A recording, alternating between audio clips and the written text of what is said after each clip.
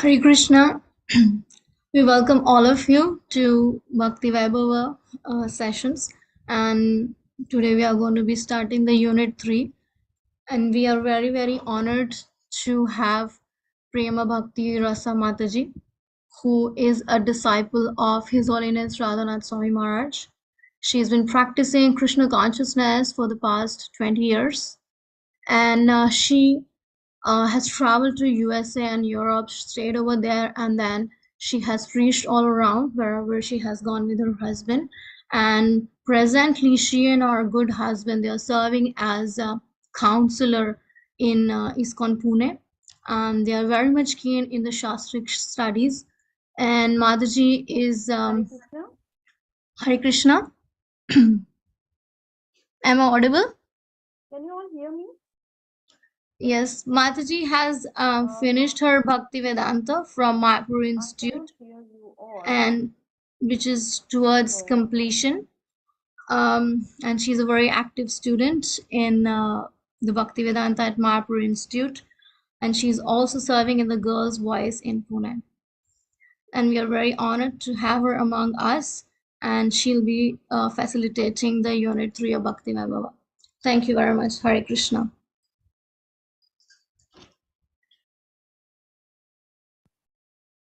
Hare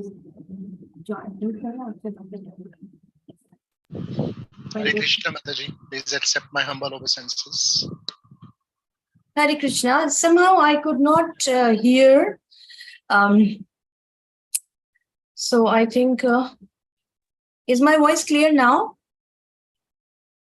Yes. Okay. I'll just put in speaker and then let's see if it is still working.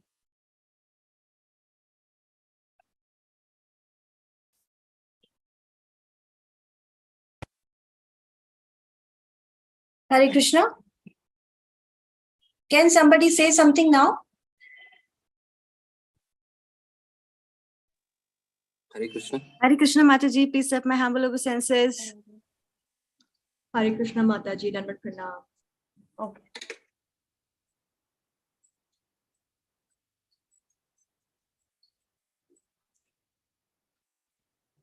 Mataji, can you hear us?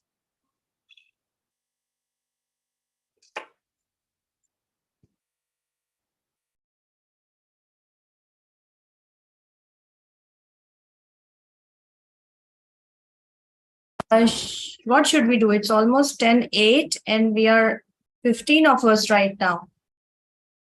So should we start? Hare Krishna, Mataji. Please accept my humble obeisances. Mataji, can you hear us? I can hear now. Okay, fine. Yes. So we can start? Yes, Mataji. Okay. So I welcome all of you and let's chant the prayers, and by the time, more people will join. Om Jnanatimirandasya Jnananjana Shalakaya Chakshurunmilitam Yena Tasmai Shri Gurave Namaha.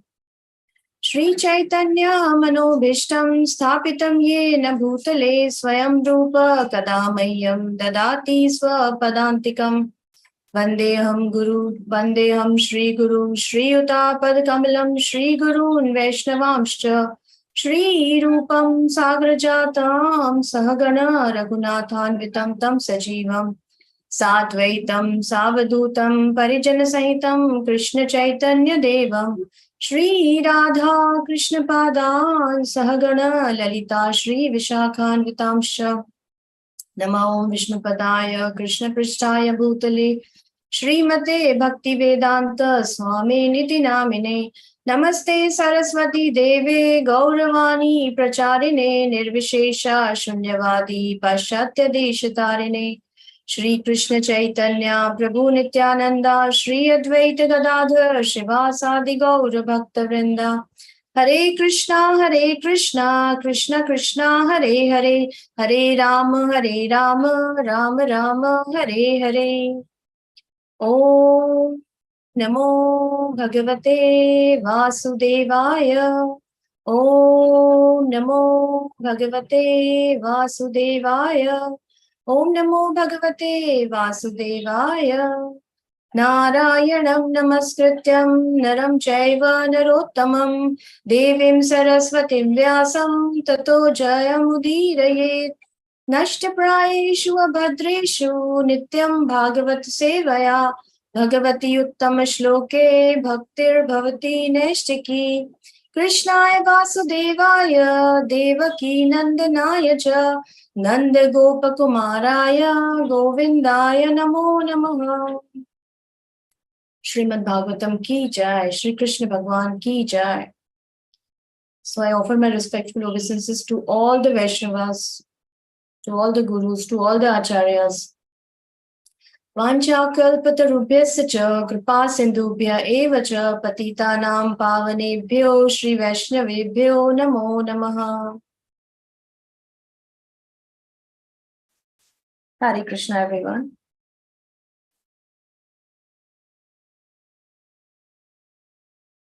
Yeah. So let me share the screen. Before we start, I would like to know what all you have done in the last chapter, just a brief. I wanted to go alphabetically, but I think because all of us are not here today now, so you can just raise your hand and say what we learned in the last chapter. Did we finish 7th chapter completely? And what was the thing we ended?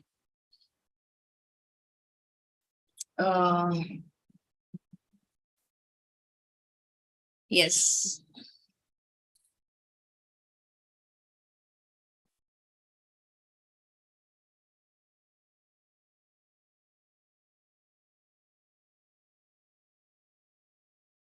You can think for a moment and share just only one point, maybe, each one of you.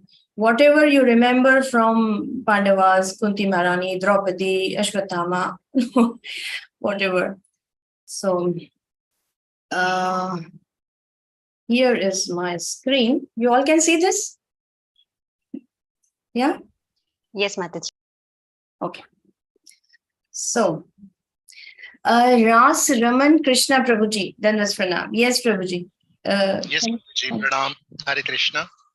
Yes, Mataji, in the 7th chapter, the title was The Son of Dron Punished. And we heard all about how Parikshit Maharaj was born and how he was saved by Lord Krishna and how he favored the appropriate ancestor of the Pandavas, because Lord Krishna wanted that the appropriate ruler should always rule the kingdom, and Parikshit Maharaj was to be the appropriate ruler as per the Shastras. So Lord Krishna favored his birth and saved him from all the misfortunes, and especially from the Brahmastra, which was shot by Drona. By Drona's putra, Ashwathama. Sorry, Ashwatthama. Yes, correct. Sorry. Droni, you're right, actually. So Thank you. that's a very good point. Krishna is the ultimate protector. Priya Mataji, Priya Satyabhama Mataji. Sorry, Satyabhama. Yeah, Priya Satyabhama Mataji. So, Mataji, we ended the chapter on the note that how Ashwathama should be punished. Should he be punished? Should he not be punished? Because Bhimsen was on one side. He wanted him punished. Krishna wanted him punished. But Draupadi was in the other side, that he should not be punished for various reasons. For example, that he is the son of the Guru, and Kripi did not go for Sati, so because she was relying on her son. Yeah. And the members of a great family should not be humiliated. But ultimately, there was a compromise that was reached, which was that that Arjun took away the jewel and cut his hair, and that's how the chapter ended, where Ashwathama was punished according to the will of Krishna, of course. Yes, exactly. And there is a continuation of this in the next chapter, what we are going to do today. Good. Anybody else? Any point? I have written also here. Any point you know about Kunti Maharani?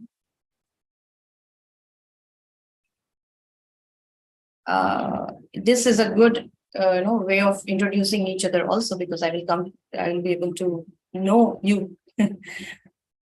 Yeah. Anybody else quickly wants to share something?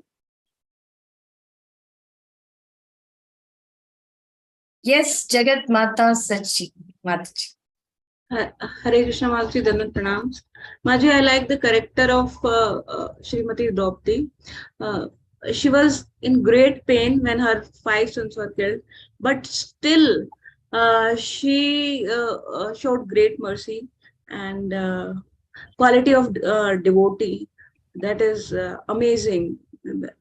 At such situation, it's very difficult to take a right decision, but and being compassionate when all of your sons were killed. You're And talking about Draupadi. yeah, yes, mother, yes. Yes. Yeah. And It really needs a big heart and a real devotion to come to this conclusion that leave him, release him. I can't see him bound by ropes because he is our guru's son. And many reasons we see Kripi should not feel the same pain what I'm feeling and so on. Very important point. We just hear, but when we ourselves keep in that situation, thoda bhi kuch, if something happens in our life up and down, we get so devastated. So these are the examples which helps us. These are the stories which helps us to come over it, get over it. Understand it's a small thing. It will go away. Yes, very nice, beautiful point, Mataji.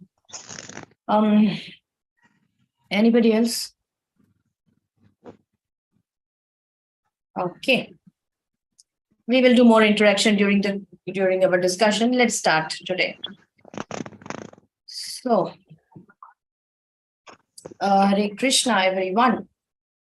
So, welcome to this chapter 8. Srimad Bhagavatam is Nityam Bhagavad Sevya. When we do Nityam Bhagavad Sevya, we will really get empowerment to do devotional service nicely.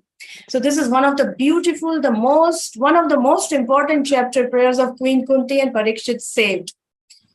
Now, who is Queen Kunti?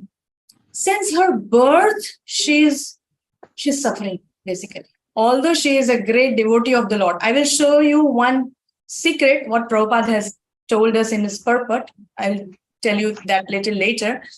But we see in Kunti's life from her birth, what happened? She was born to, who is her father? Who is her father? Yes? Surasen. Kunti is a sister of Vasudev, right? So,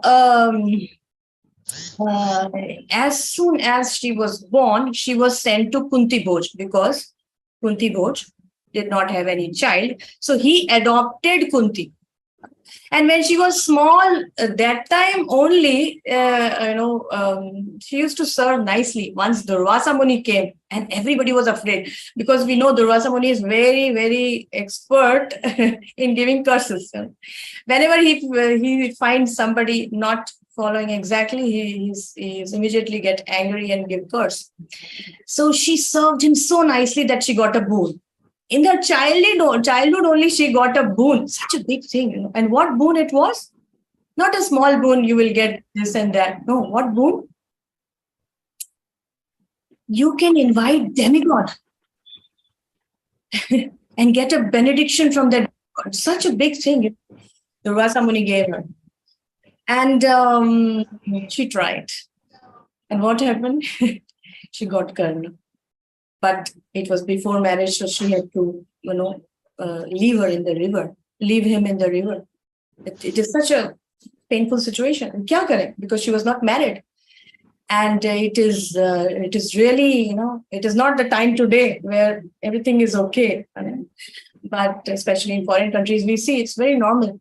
But that time, Vedic life, getting child before marriage, it is very shameful. So she just left her child, so beautiful child, Karna. Karna, he's a Surya Putra. So then what happened? she got married, and then she went to the forest with her husband, Pandu, because he wanted to go. She accompanied. And then somehow, due to reason, different reasons, Pandu could not have a child. So she had all these 5 children with her and Madri. They got these 5 children. And when they were very small, the father died. Even if one child we have and the father dies, it is so much on us before we feel, oh my God, what a terrible situation, calamity has fallen on us. The child is just born and the father died. What is this, oh Lord? And she has 5 small children.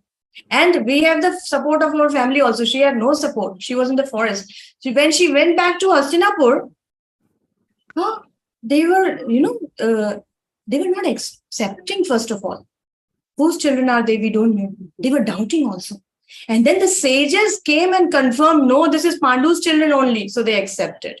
And then there was so much partiality in, their day-to-day activities and giving poison. Somehow want to kill them. Kill these 5 Pandavas. These 100 sons of Dhritarashtra were so much envious. Somehow, what happened? They survived. And we know the story ahead. They tried so many things, in Lakshagra.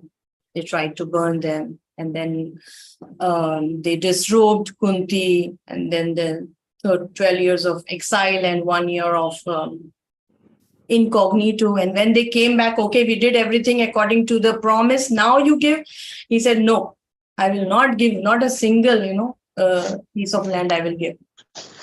Again, so many things. And then the fight happened and, all, they were not fighting in a very religious way, following all the dharmas. They were doing all wrong things also. They were applying. Kunti was tolerating. One good thing is she was never complaining. She was just taking shelter of the Lord in all the situation. Now, I would like one of you to go in the 13th chapter, 3rd and 4th verse. There is one line written. And that's what I wanted to say, what Prabhupada means in writing that. Can somebody read that line? 13th chapter, 3rd, 4th verse. There is a description of Kunti Maharani there. You can, in your relaxed time, you can read that. But just the initial 2 lines, if somebody can read. You all have a book with you? Yes, somebody got that?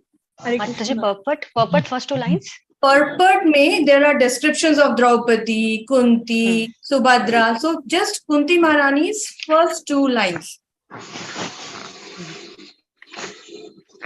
Yes, Mataji, Pritha. Yeah, please read. Pritha, director of Pritha. Pritha, correct. Kunti Maharani is known as Pritha. Yes, please read that. First 2 lines. Daughter of Maharaj Sursen and sister of Vasudev, Lord Krishna's father. Later she was adopted by Maharaj Kunti Bhoj and hence she is known as Kunti. Yes, one more. She is the incarnation of the success potency of the personality of Godhead. That's it. Thank you, Prabhuji. This is so important line for us to understand. She is the incarnation of the success potency of the Supreme Personality of Godhead. What does this mean? Success potency. Kunti Maharani is the incarnation of success potency of the Supreme Lord. In Kunti Maharani's life, we see all kinds of tribulations. All kinds of tribulations. But what is her? Still her life is successful. She is known as success potency. Why? Because she was always successful in taking shelter of the Lord. So in devotee's life, success means taking shelter of the Lord always. Whatever the situation, you pass or fail. You get this or you don't get this. My success is taking shelter of the Lord in all circumstances. So she is known as the success potency. Whatever situation came from her childhood, she always took shelter of Krishna and followed all the dharmic principles. She never complained. She's the success potency. That's a beautiful point, Prabhupada gave this, secret. Yes, Kunti Maharani is successful in her life. Although when, in our language, success means no problem in our life. We have a good house, good education, good family, no health problem, no financial crisis. That means it's a success. No. Success is when we take shelter of the Lord always, when we remember Lord always. That is a success. If we have all good things and we forget Lord, then no, actually it's not success. Right? It is basically more entanglement in real terms. So moving ahead to the story. Yes, this picture I got because I wanted everyone to have the clarity how much Krishna was happy to see Pandavas sitting on a royal throne. Because this, as Ras Raman Krishna Prabhuji said, these Duryodhan and party were so envious, selfish. They were not at all righteous. And whatever little good thing they had, it all got spoiled because of their adharmic activities. So Krishna wanted Yudhishthir and Pandavas to rule over the kingdom. So when at last it happened, how much Krishna was happy. Yudhishthir Maharaj was not happy. Arjuna was not happy in the beginning of war. We know what happened in Bhagavad Gita. He was confused, bewildered. What is that verse? We learned in Bhakti Shastri, 2.7th verse. Karpanya dosho kahat, right? He was full of confusion. I don't know, Krishna, what to do. You become my guru. I take shelter of you. You instruct me what is right. So he was confused and he was sad, morose. How can I kill my Dronacharya and my teacher and my grandsire Bhishma Dev and so on, and I will go to hell, and this killing is not good. So many reasons we saw in the first chapter. So Arjuna was confused in the beginning of the war. He was in feeling that Arjuna is not confused, he's a pure devotee, but the Lord wanted to say Bhagavad Gita for all of us. So Arjuna was the instrument in the Lord's hand. And after the war, Yudhishthir was in this lamentation. I am the culprit. Because of me, so many, deaths happened and this and that. We will discuss this further in this chapter. So although Krishna was happy, Yudhishthir Maharaj was not happy. So Krishna tried to console. Other sages wanted to console. They tried to console, but Yudhishthir Maharaj was not. He was still feeling it is because of me. I am the culprit. So let's start the chapter and we will discuss further. I would like Mataji, Rukmani Harisevdi Mataji, to see to it that everybody reads alphabetically, whosoever are present, the verses one by one. So let's start with the first verse. Whosoever is in the alphabetically order, you can give in the chat box also maybe that list, Mataji. So we will read one by one purport, and especially the prayers of Kunti Maharani, we will read verses also. We will try, if the time permits. So maybe initial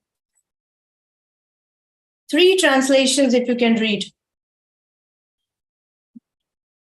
Those who starts from A. Yes, Amal Sharan Prabhuji. Hare Krishna. Chapter 8, Prayers by Queen Kunti and Parikshit saved. Text 1.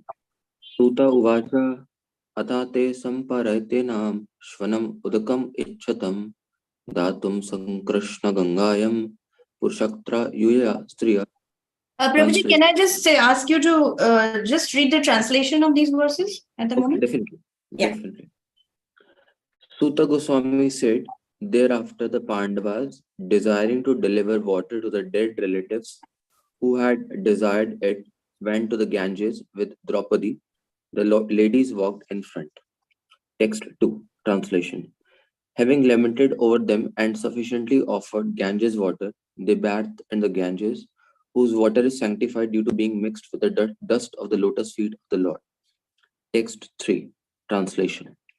There sat the king of the Kurus, Maharaj Yudhishthira, along with his younger brothers and Dhritarashtra, Gandhari, Kunti and Draupadi, all overwhelmed with grief. Lord Krishna was also there. Thank you, Prabhuji. Amal Charan Prabhuji. Thanks. So all these people are sitting there and they are trying to console each other. Dhritarashtra, Gandhari, because they're all 107 sons were killed. Kunti and Draupadi. Draupadi's 5 sons. And Subhadra. Who is Subhadra's son? Who was killed? Abhimanyu Mataji.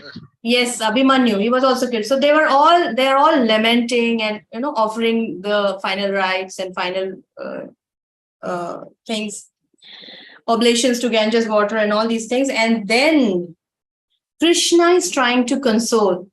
Who is the next? Can read 4th and 5th. 4th and 5th verse. Only translation.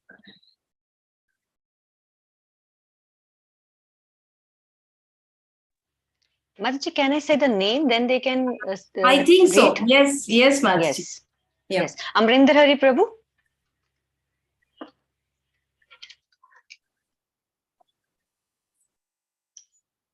Because we will save time if we do it quickly. Yes.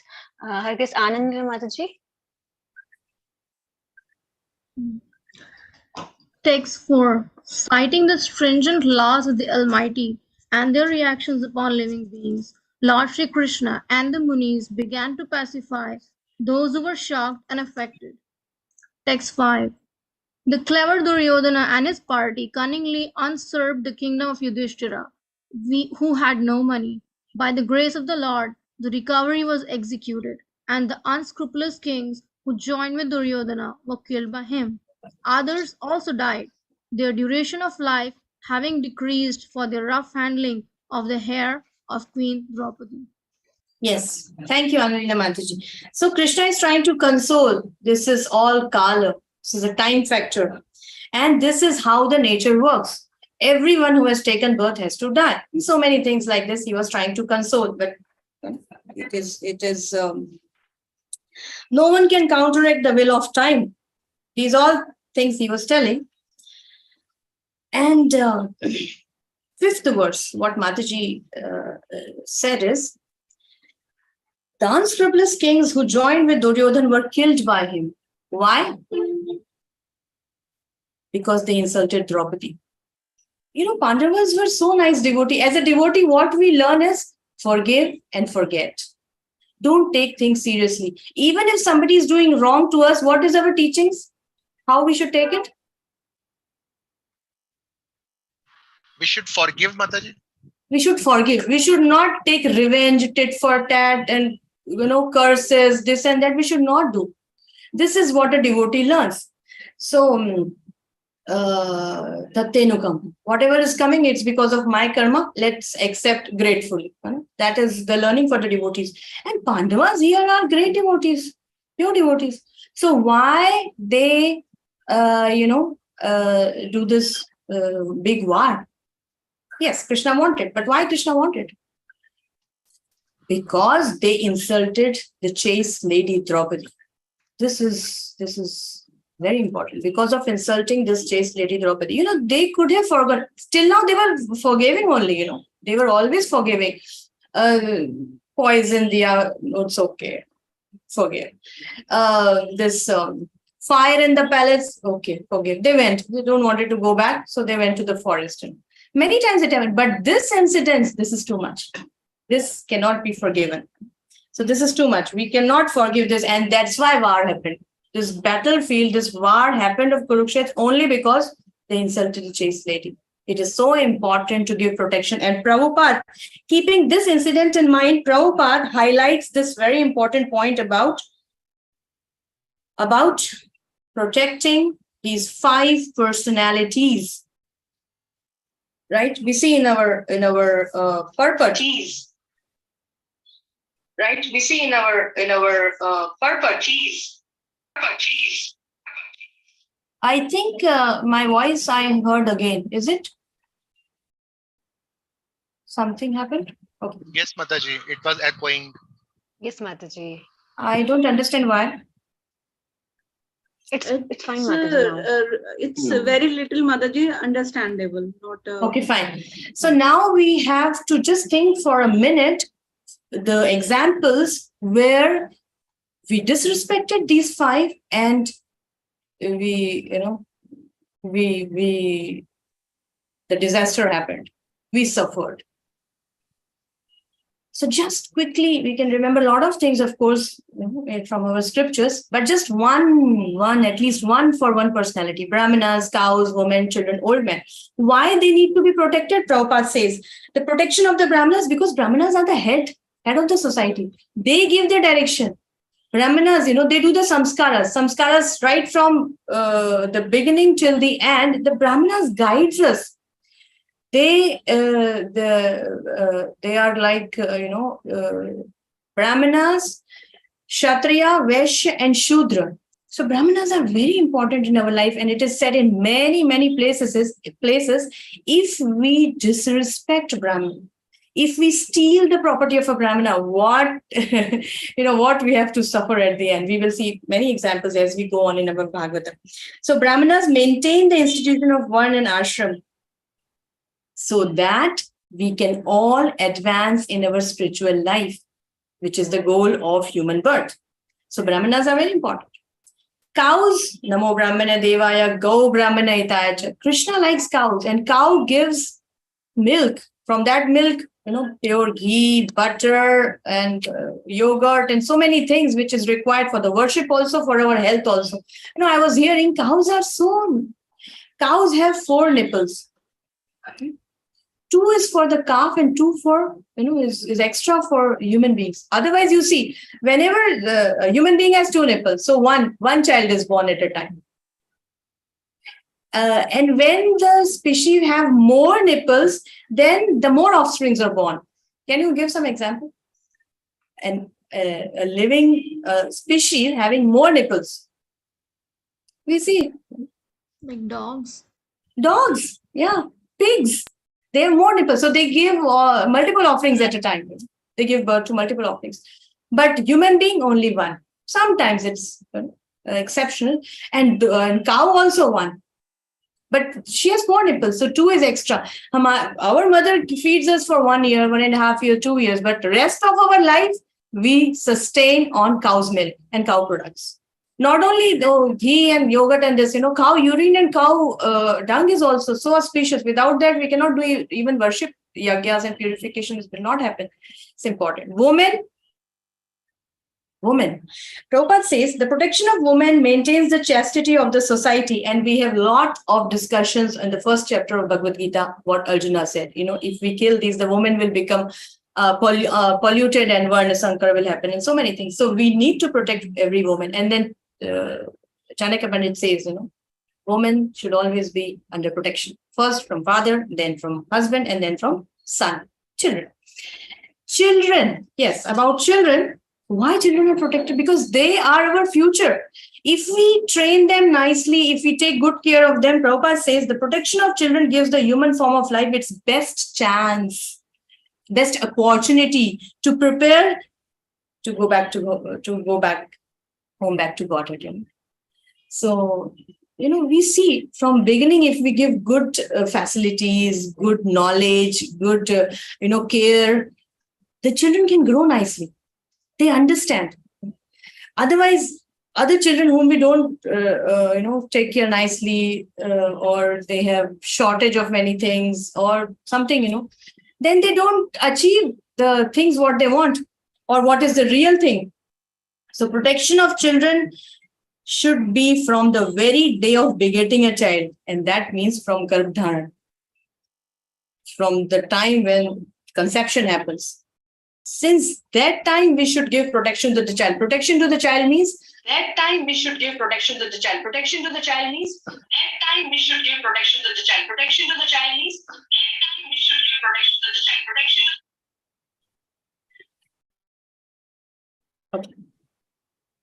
So, Garbhadharan Sanskar again. From that point, we should be careful. And old men, yes, because, old people, if we just mistreat them, if we just leave them, not hear from them, not give them what they need, they will feel so disgusted. No? They will feel so disturbed. They will not be able to focus on the Supreme Lord. They will feel hurt. So it's very important for us to take care of the old person also very nicely, because protection of old men gives them chance to prepare themselves at the time of death for the better destination in future. So all these 5 should be very nicely protected. Now, can you remember some example? You can quickly raise your hand and say any one of the example where you see the old person also. Rukmini Mataji, can you mute you, because I think from your side this echo is coming, I guess. Rukmini Mataji, I muted. You yourself mute, maybe. Yeah. Yes, Ras Raman Krishna Prabhuji. Yes, Mataji, Hare Krishna. In case of children, I remember the case of Parikshit Maharaj. How Parikshit Maharaj was saved by Lord Krishna. Yes, yes, he was saved. I wanted the example where they are not protected, and those who did not protect, they died, they suffered a lot. Such examples where we did not protect. Yeah.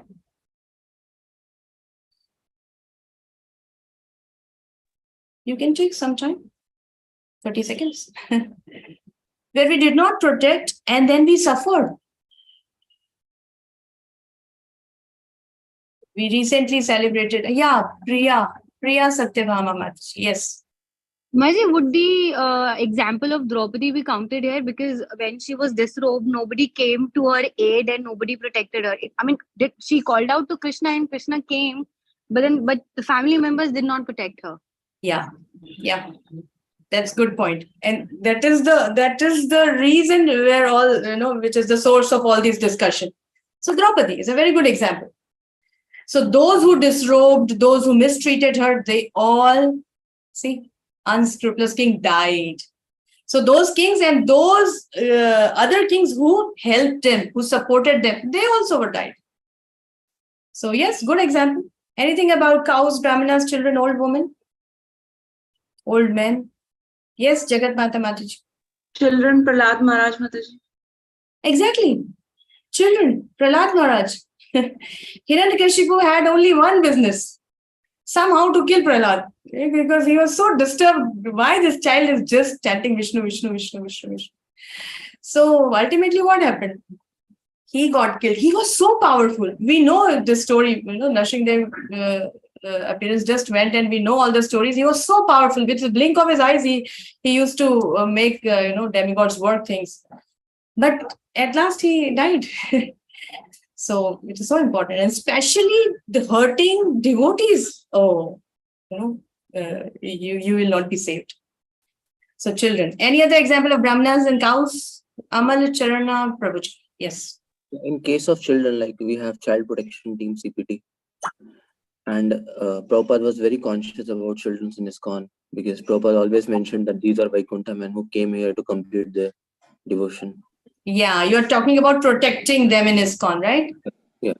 Yes, very nice point. We have so many Gurukuls, so many child protecting schemes, child protection departments, this and that. In each temple, they have their own department also, so that in festivals and in other things, they see to this care, to the child's care and attention, protection. Yes. Ras Raman Krishna Prabhuji.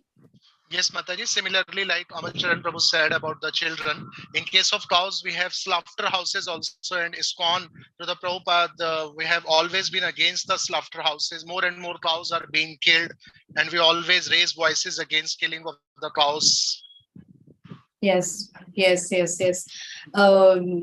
Goshalas. Every temple, when they little bit establish themselves, they try to open one Goshala and take all the cows who are suffering and take care of them, or do something at least so that who others are taking care, they help and protect.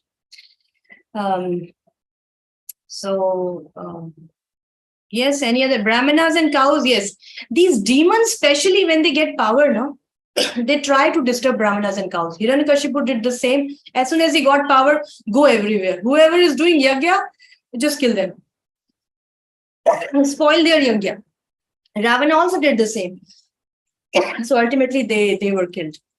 Woman, the example of Draupadi was very good. And in Ramayana, Sita, Mother Sita. Children, very good example of Prahlad Maharaj. And also we see Ashwatthama killed 5 children of Draupadi. Ultimately, he had to suffer. 5 sleeping sons, such a ghastly thing. And old people. Old people, yes, Jai Kumari Mataji. Nice to see you from Pakistan. Hare Krishna Mataji. Mataji, Kamdenu was hurt by Sahasrabahu Arjuna and his all children, everyone was killed. Yes. Why killed? Because they were trying to take the cow. Yes, and also I don't remember the name, father of Parshurama, he was also a Brahmana. They also hurt them. Yes. Yes. Very good. Very good, Jai Kumari. Amalacharan Prabhuji.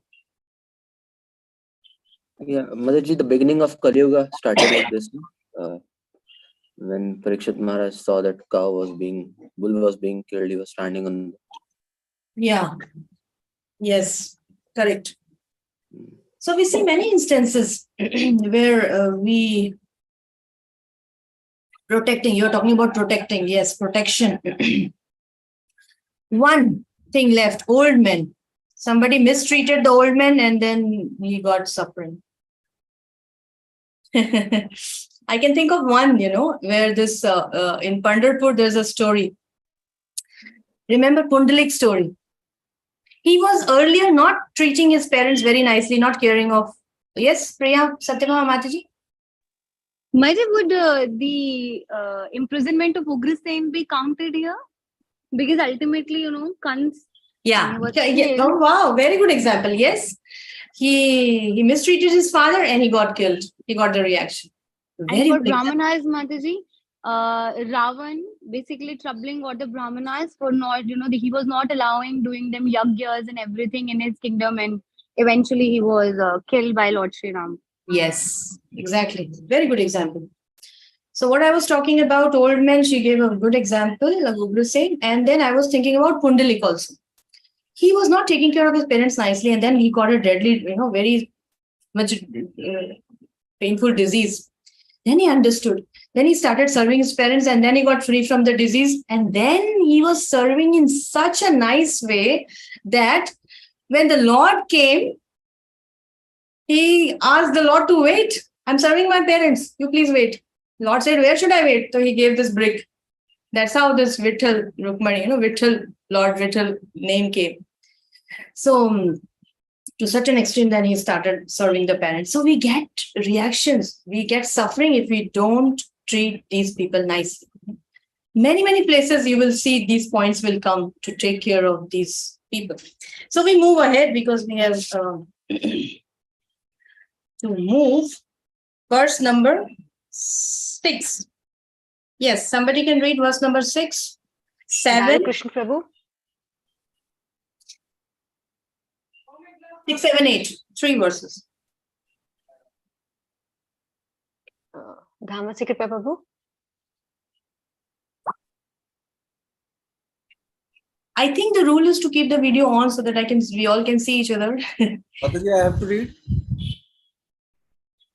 Yes, Prabhuji, please. Okay. Hare Krishna. Text 6, translation. Lord Shri Krishna caused 3 well-performed Ashwamedha Yagnas, horse sacrifices, to be conducted by Maharaj Yudhishthira, and thus caused his virtuous fame to be glorified in all directions, like that of Indra, who had performed 100 such sacrifices. Text 7, translation. Lord Shri Krishna then prepared for his departure. He invited the sons of Pandu after having been worshipped by the Brahmanas, headed by Sri Vyasadeva. The Lord also reciprocated greetings. Text 8, translation.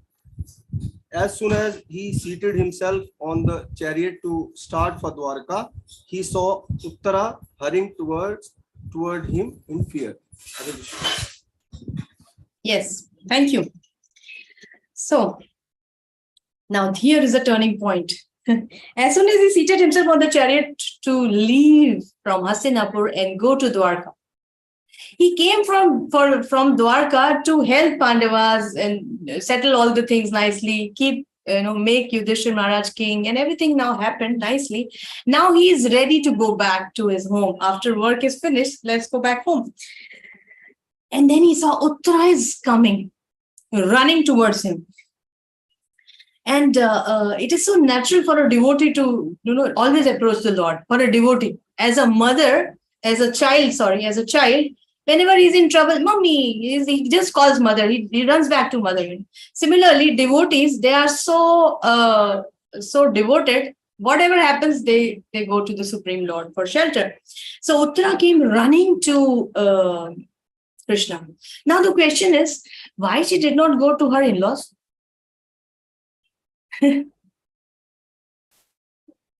All Pandavas were standing there. Pandavas are, we know their power. Bhima has the power of 10,000 elephants.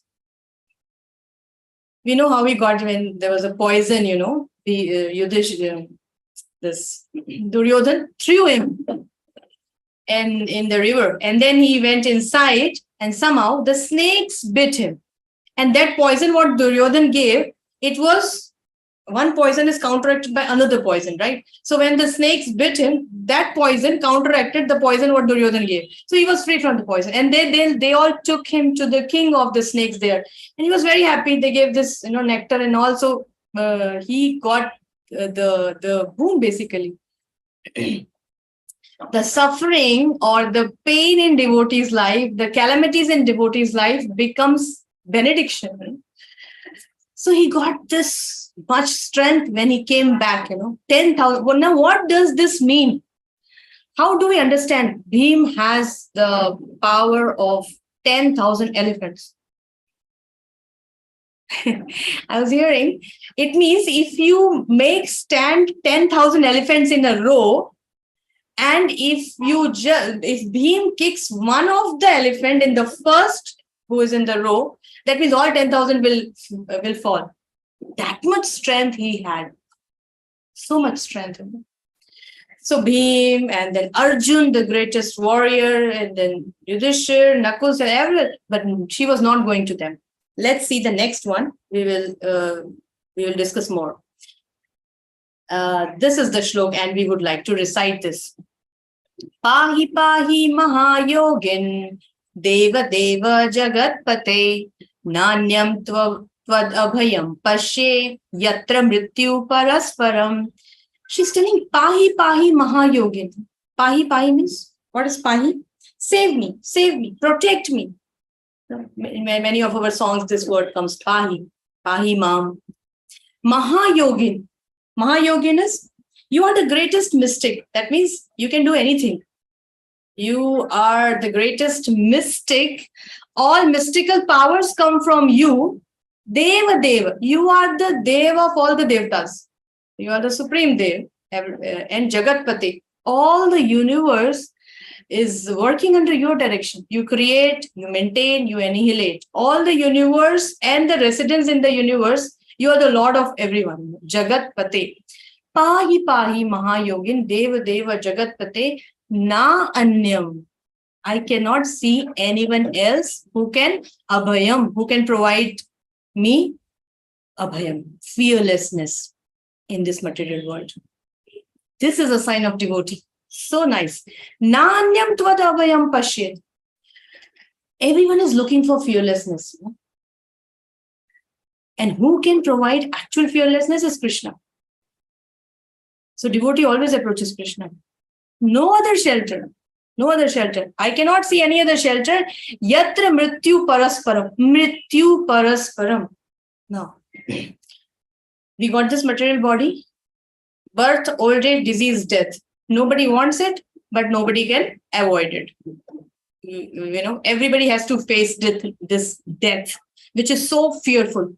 So fearful, we do all planning in our life so that we are saved financially, health-wise, emotionally, many things we keep on working so that we are saved. So death is very fearful. Uttara said, "Oh Lord of the Lords, Deva Deva, Lord of the universe, Jagatpati, you are the greatest mystic, so you can do anything." That's why she's telling Mahayogin, "Please protect me, Pahi Pahi," because there's no one else who can save me from the clutches of death in this world of duality. Now, my question is, we learn, we hear, devotees are not fearful of death, right? Because they understand, oh, death is nothing. We just change our bodies. That's what this teaching. Whole second chapter is what? Between body and soul. Prabhupada taught us, we are not this body, we are spirit soul.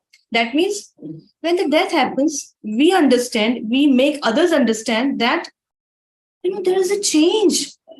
Whatever the time period of this body is done, now the soul will take another body. Dhiras tatra na muhyati, right? A sober person does not get disturbed by such change. So a devotee understands this. So why Uttara, being such a nice devotee, why she is telling, protect me, and I'm so fearful of this death, yatra mrityu parasparam, in this world of duality. Why duality? Because this material world, this very important world of duality, because this material world, there's a matter, there's a spirit. We are tatastmin. We are not actually matter. We are made up of matter, but actually we are spirit souls. Jivera Swarup Hoy Krishnera Nityadas. We are the servants of the Supreme Lord. But what we think? No, I have this, I am boss, I am director, I am this, that, or I have me and mine. So we try to think in terms of me and mine. With material things, we try to identify. So this is a world of duality. In the spiritual world, there is only Lord, and we are all servant. Everybody knows this, and they are very happy. But in material world, we are not happy because this is a world of duality. We are not the controller, we think we are the controller. Right? So, yatra mrityu parasparam.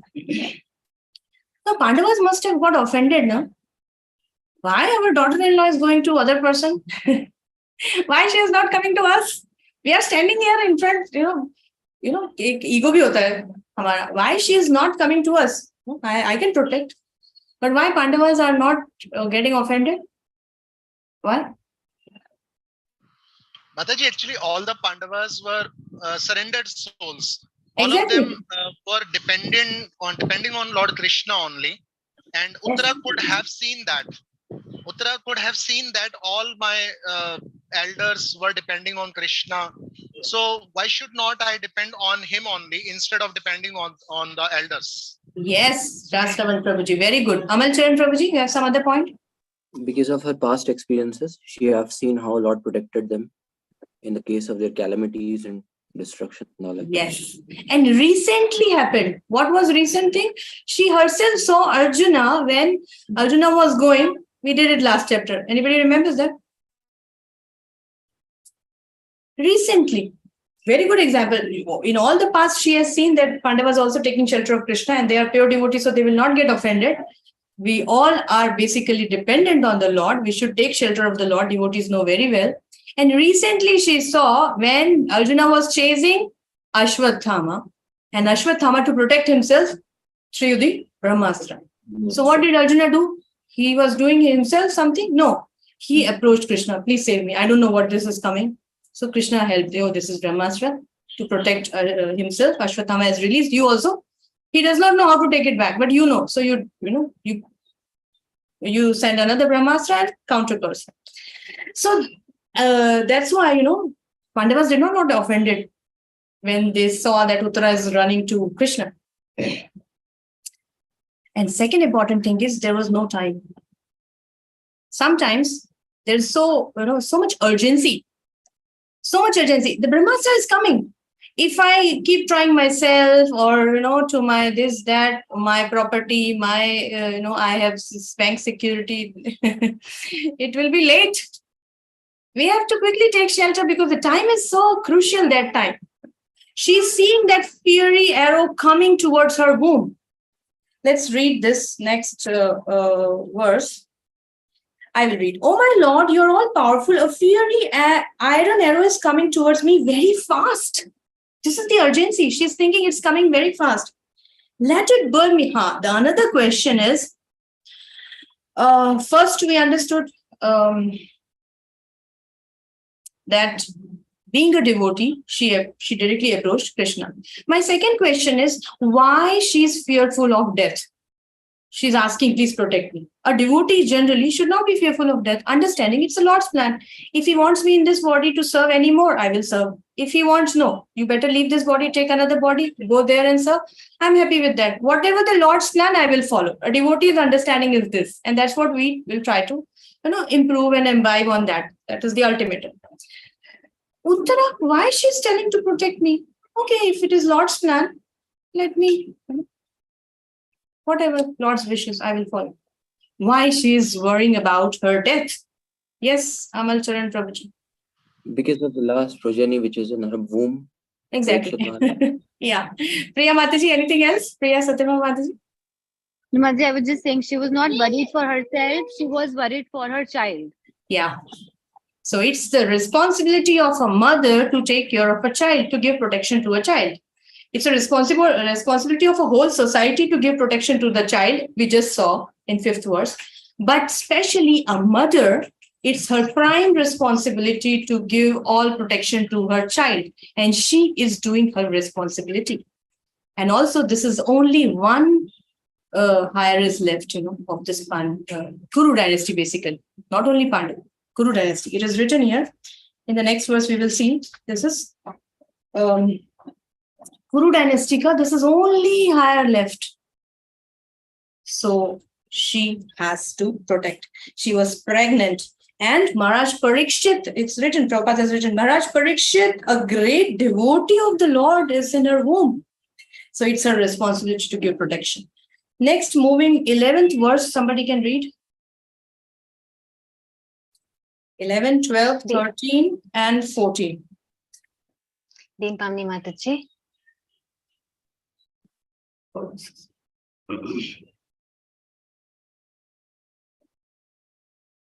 Yes. Din Pamni Mataji. Translation. Sutta Goswami said, Lord Sri Krishna, who is always very much affectionate to his devotee, having patiently heard her words, could at once understand that Ashwatthama, the son of Dronacharya, had thrown the Brahmastra to finish the last life in the Pandava family. Thank you. Yeah, so you have to read 4 verses translation altogether.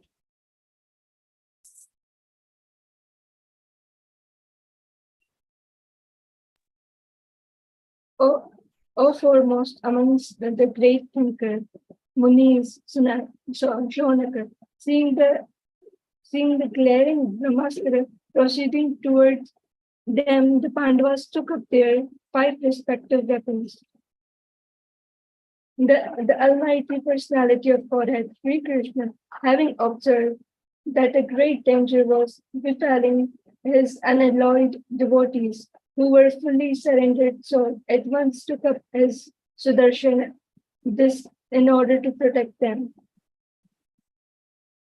The Lord of Supreme Mysticism, Sri Krishna, resides within everyone's heart as the Paramatma.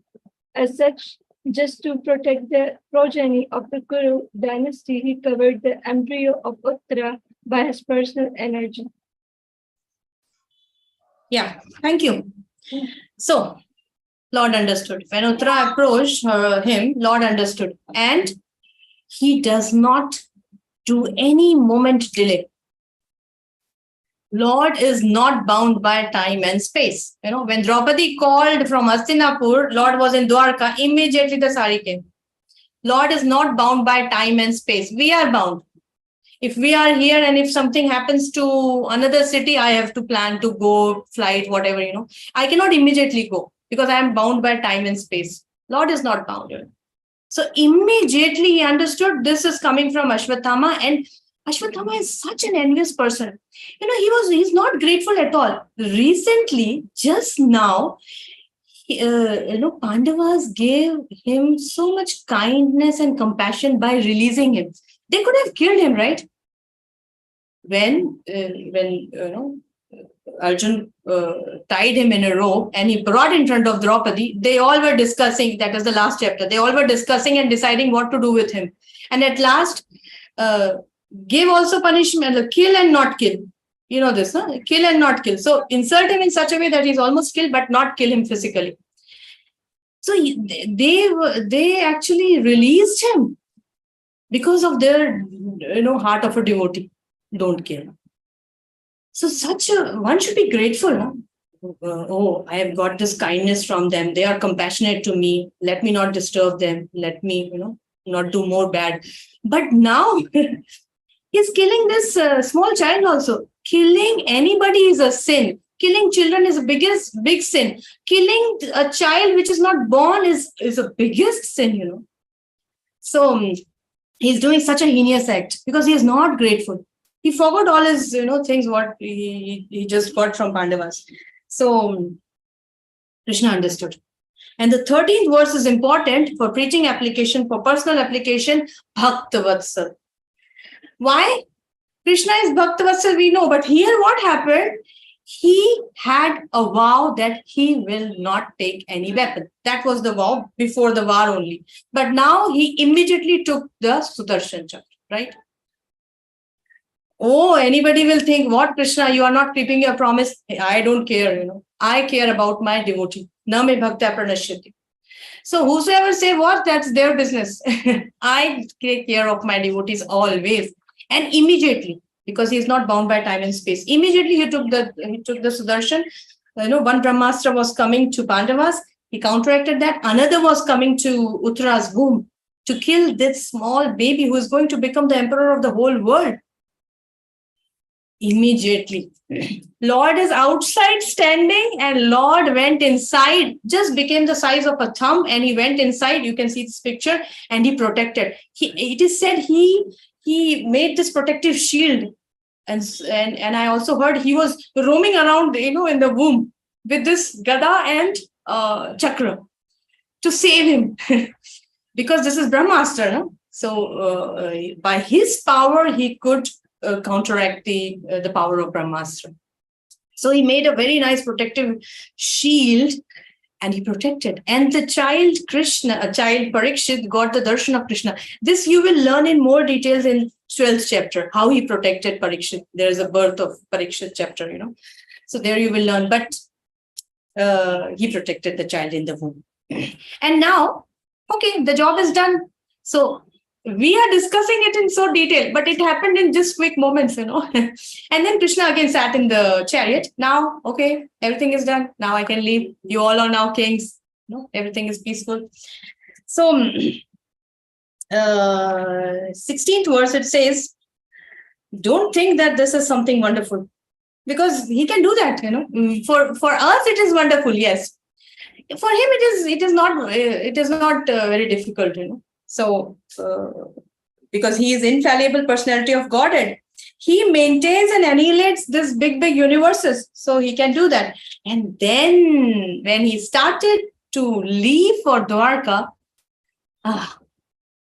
again, our heart is like, oh, Krishna, you're going. So Kunti Maharani came in front.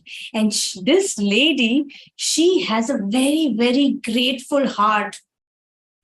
And thinking about this, that, oh, Krishna, you will leave. This thought only is making her, cry and, lose her consciousness and fell down, something like this, She's not able to digest that, oh, Krishna, you will leave now. You're leaving now. In the mood of separation, she will now speak something. We will hear. It's a beautiful prayer that big sages and munis, they recite this prayer because she has such a beautiful, grateful, devotional heart. So Kunti Maharani, 17th verse, because now everything is saved and already Krishna has saved from so many dangers, all these Pandavas. So she is very, very grateful to Krishna, not just by words, from her heart. And she started speaking. Now we see from verse number 18 onwards, it is Kunti Maharani's prayers. It's very famous. Till verse number 43, it is her prayers. So mostly we will see her prayers are revolve around Krishna's Janm and Karm is Divya. And what is that verse in Bhagavad Gita? Divya. It's transcendental. Janma That's the karma cha me 4.9, divyam 4.9, evam yogati Janma Karma tattvitam. Divyam. Yes. 4.11. Second line what? Tyaktva deham punarjanmam naiti mameti sarjuna. Yes. Those who understand that Lord's Janm and Karm is transcendental, is Divya, Punarjanma na vidyate. They will not take birth again in this material world. So her prayers is in this, it will revolve around this only, how we will see. So starting of the prayer is we glorify, we do obeisances and all this thing. So that's how it starts. And I want now, just give it turn, whosoever turn you have, you just, it would be nice if we recite the Sanskrit verse also. Any one of you remember whole Kunti prayer by heart? I just wanted to know. Whole Kunti prayer by heart, anyone knows? It's good to recite them, and if we learn the meaning and then recite it is more meaningful, it's okay. But we recite the verses also because it's important. So first verse, 18th verse, Kunti uvacha, Kunti started speaking. Namasye purusham tvatyam Ishwaram prakrite param alakshayam sarva bhutanam antar bahir avasthitam. Nice.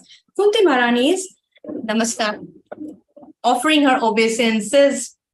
Purusham, you are the Purush.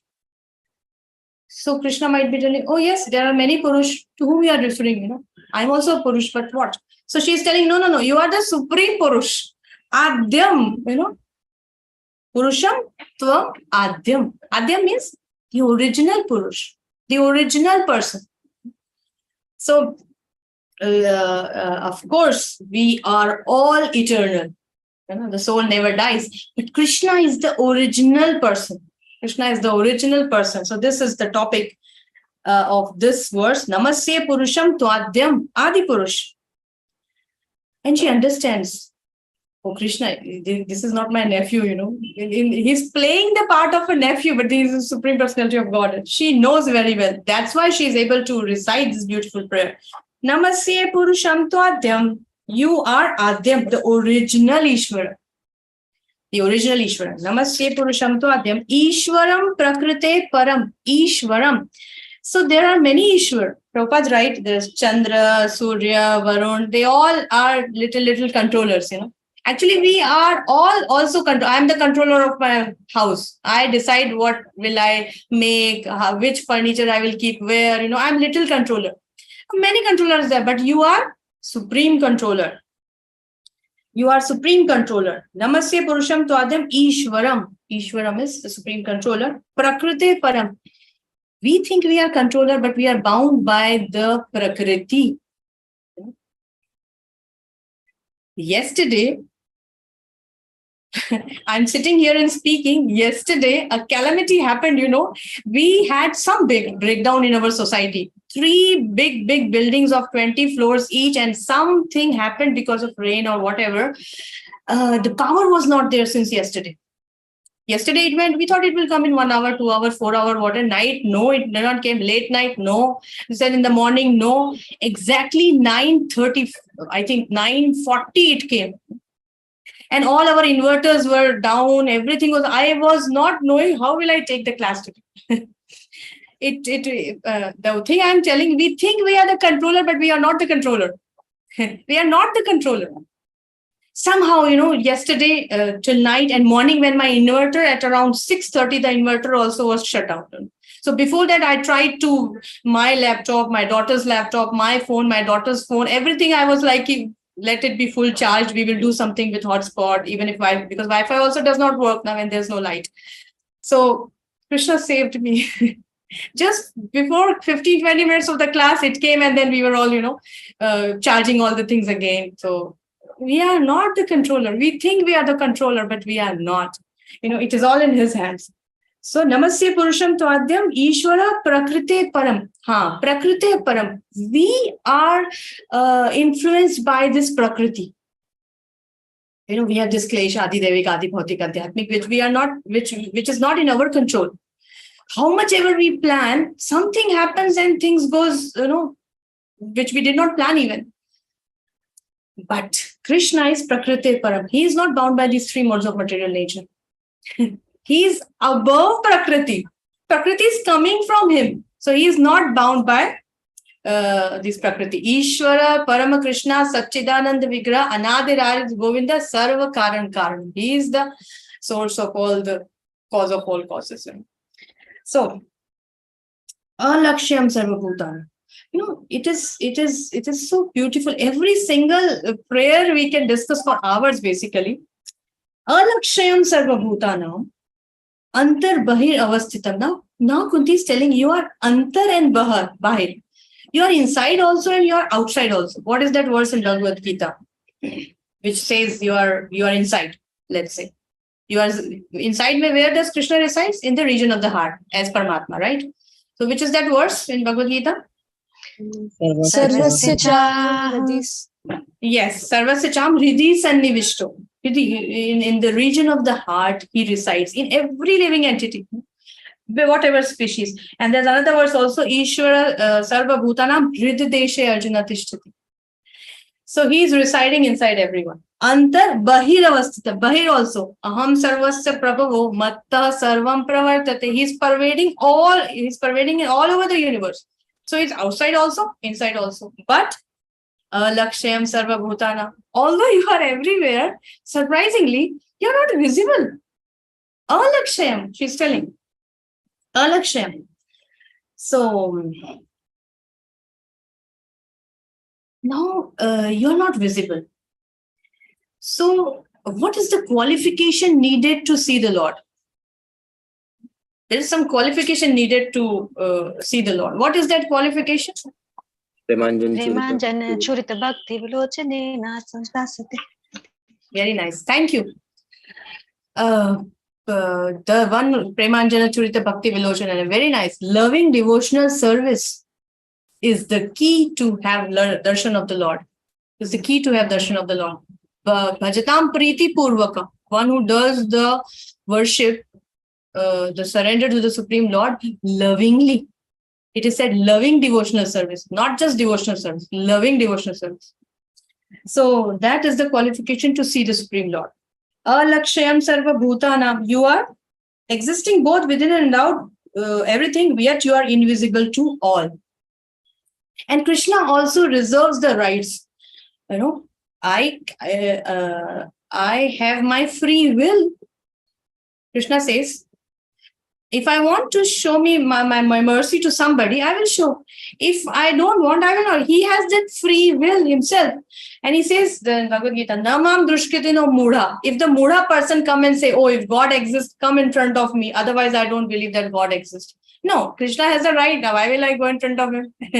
He believes or not believes. Mudha ke samne, he will not come. Namam drushkitino mudha prapadyante naradham. Those who does not basically take shelter of the Lord, those who does not believe in the Lord, those who have envious mentality. So Krishna is invisible to him, to that person. But by devotion, we can see Krishna. So the example is given of a cloud and sun. Now, anybody can think of something related to this point, cloud and sun. What can we think of? Yes, clouds can even cover the brightness of sun. Clouds covers the sun. Okay. In a more refined way, our vision is covered by the cloud. Right? The cloud is formed from the sun only. But the cloud, when the cloud is there, our vision becomes blocked. We cannot see the sun. Sun is there only, but we cannot see. Similarly, because of this material conception, the Lord is there, but we cannot see. And this material energy is the energy of the Lord only, but we cannot see because we have taken shelter of that. When we take shelter of the Lord, when we do devotional service, when we crave for his darshan, we can see his darshan. We can see his exchanges. Lord reciprocates.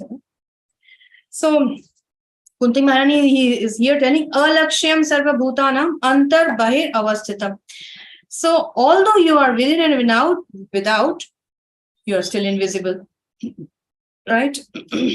And Prabhupada is writing here, she just saw Krishna was here standing in front of him, and he also went inside Uttara's womb. So he's outside also, and he went inside also to save Parikshit. So both the places, So he reserves the right of not being exposed to persons who are not surrendered souls. And what is the reason? We already discussed, but there's the next thing. Maya Javanika Channam. Maya Javanika Channam. Javanika is curtain. Because of the curtain of Maya Channam, not you are covered, our vision is covered basically. Maya Javanika Channam Agya Dokshajam Avyayam. Now why we are covered? Here Kunti Maharani says this. What is the reason we are covered? First line itself. Maya Javanika Channam Agya Dokshajam Avyayam. So why we are covered? Anybody? Because of? We have limited sense perception. Yes, limited sense perception. Yes, that's right. And we are also covered by the external potency of the Lord Maya, Maya Devi. Yes, exactly. And here Kunti Maharani says, Maya Javanika Channam Agya Dokshajam Avyayam. Because of ignorance. Right? Agya, because of ignorance. And you are Adokshajam. Adokshajam means we cannot see Krishna with this material eyes. We cannot touch Krishna with this material hands. Then how? We cannot hear Krishna with this material senses. But when we spiritualize our senses, because it is written, no? Adokshaja. Adokshaja means beyond the range of material conception. You are transcendental. You cannot be, obtained by material senses. Adokshaja. Agyan adokshajam avyayam. Na lakshya se moola dasha. Nato natya dharo yatha. So beyond the range of limited sense perception, you are eternally irreproachable factor covered by the curtain of deluding energy. You are invisible to the foolish observer, exactly as an actor dressed as a player is not recognized. Nato natya dharo yatha. When the actor, the dramatist, he do the makeup so nicely, we don't recognize who is this person who is acting. So Krishna is a very expert dramatist. If we see some musical performance or dance performance or any scholarly, script, we will not understand if we don't know the details. If we see the musical performance and we don't know the different ragas, we don't have much knowledge of it, we will not be able to appreciate that much. What he sang, what was going on, which raga, what. Similarly, in dance, if we don't know different mudras and other things, we will not be able to appreciate so much what the dancer is trying to perform, trying to, depict with story. And similarly, many things. Scholarly writing, if we don't know good grammar and the knowledge of English words, we will not be able to understand that. Similarly, Lord, we will not be able to understand unless we are devotees. Because we have not studied, we are not in association of any devotee, we don't know his qualities, his form, his nature, his exchanges with the devotees. So how will we able to, perceive him, see him? So nato natya dharo yatha. He's telling. Kunti Maharani is telling. Na lakshya se moola dasha nato natya dharo yatha. So, and you do many such things which is like bewildering. It will come also later. In a drama, I remember one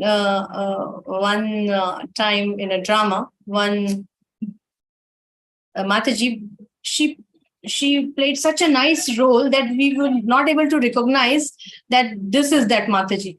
But her child was in front, sitting in front, and she immediately said, Mummy. She has a connection with the child, with the mother. So she immediately recognized and she knew. So when we also be in touch with the devotees, then we will be able to see the Lord and understand the Lord. Otherwise, nato natya daroyata. We will not be able to understand.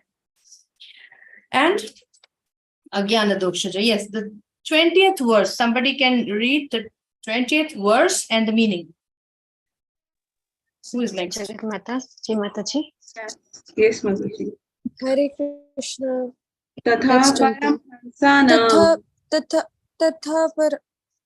तथा परमहंसानां मुनीनाम् अमलात्मनां भक्ति योग विधानार्थं कथं पश्येमहि स्त्रियः. Translation. You yourself descend to propagate the transcendental science of devotional service into the hearts of the advanced transcendentalists and mental speculators who are purified by being able to discriminate between matter and the spirit. How then can we women know you perfectly? Yes. Thank you. So here it is said, Tatha Paramahamsana Muninam Amalatmam. Now what is Paramhamsa? So before that, what is Hamsa? We know Hamsa. Hamsa is what? What is the quality? Why Hamsa is known for? We can separate the milk from the water. Yes, that means he know what is the essence and what is not useful. He just takes the essence, what is useful, and he leaves what is not required, what is not important. So Paramhamsanam are like those personalities, those devotees who can discriminate between piety and impiety, moral and immorality, good and bad, So wherever they are, they take the essence. They take the all positive and they just leave the negative. Even in even amongst all bad, they take good. Example in our scriptures in Bhagavatam, it is given the example of a crow and a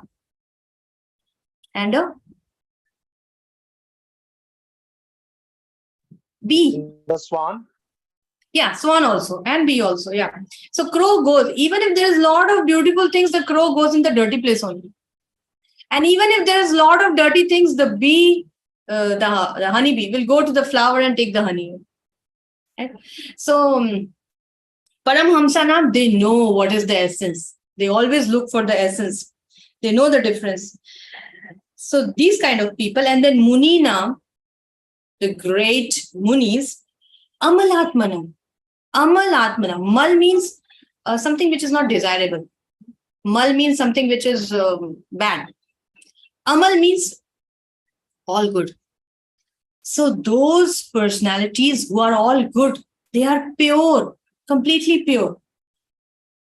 Amal Atmanam, such kind of Atmanam means such kind of souls. Paramhamsanam, Muninam, and Amal Atmanam. Because of their Bhakti Yoga Vidhanartham, because of their practicing devotional services, they know you. How can a woman will understand you?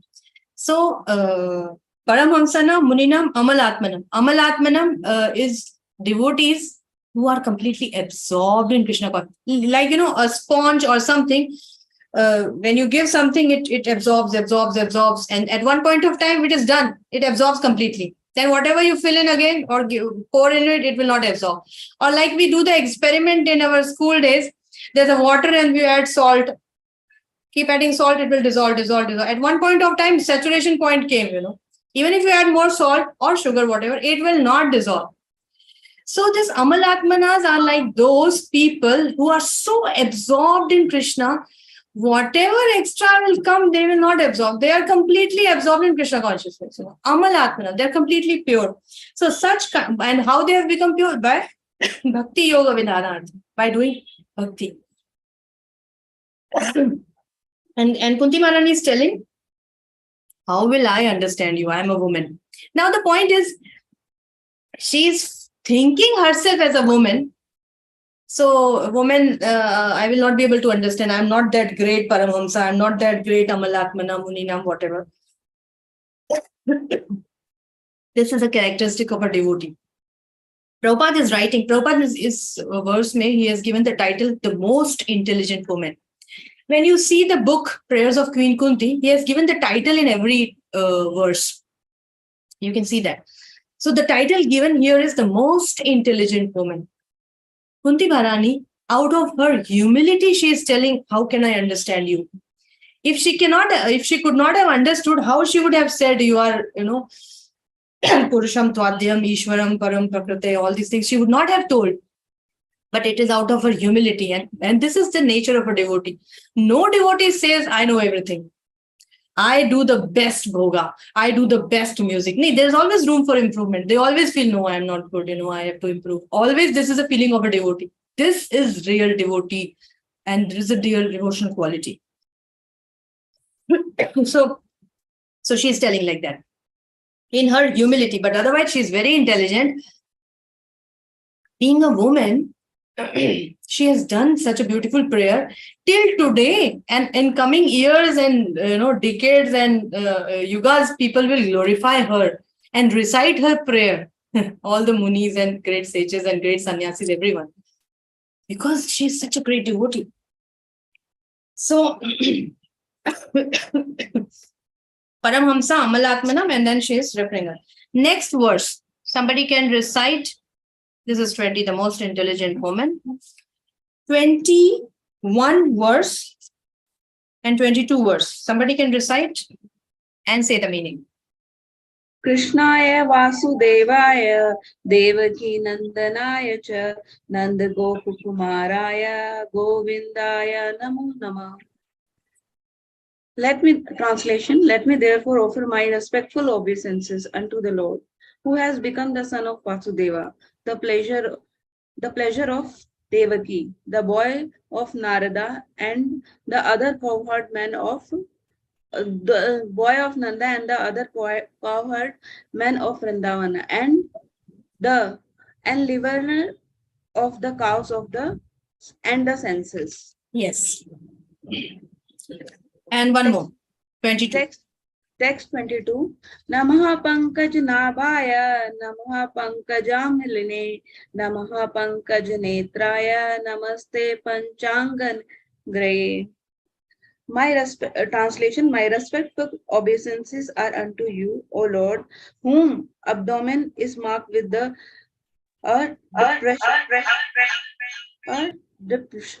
depreciation like a lotus flower, who are always decorated with the garlands of the lotus flowers, whose glance is as cool as the lotus, and whose feet are engraved with the lotuses. Okay. Thank you, Mataji. So 21 verses, Krishna Vasudevaya Devaki Nandanaya. She is remembering different personalities connected to Krishna. And Krishna has many names according to his qualities, his form, his pastimes, his exchanges with the devotees. There are many, Gandharvika, Giridhari, Govind. Here she has mentioned Krishnaya Vasudevaya. This Krishna who is the son of Vasudeva and Devaki. Nandanaya, Nandan, the son of, and Nanda Gopakumara. And then after immediately he got birth, he asked his parents, take me to Vrindavan in the Nanda Maharaja's house. So Nanda Gopakumara, Govindaya Namo. Govind has a special name, means the lord of the cows and the senses. Senses also. So this is beautiful name she is remembering, and then she is telling Nama Pankaj Nabhaya, Nama Pankaj Maline, Nama Pankaj Netraya, Namaste Pankajangraye. Normally, someone can take out Srimad Bhagavatam, 2nd Canto, 2nd chapter, 13th verse, 2.2.13, and read the translation. I will wait till you find that. So Namaha Pankaj Nabhaya, Nama Pankaj Maline, Nama Pankaj Netraya, Namaste Pankajangraye. Kunti Maharani is paying her obeisances first to the Nabhaya. Nabhaya means the navel, the lotus navel. Now, in the material world, lotus flower is considered the most beautiful. So everything is compared with lotus. Lords, always we say lotus feet, lotus face, That does not mean that lotus is more beautiful than Lord. But whatever in our knowledge is most beautiful in this material world, we compare to that. Our acharyas have done that. So, Kamal Nayan, Kamal Lochan, many things. So, Pankaj Nabhaya, his navel. Why? Because from his navel, Brahmaji, that lotus stem came and then Brahmaji came. So, Kamal Nabhaya, Pankaj Maline.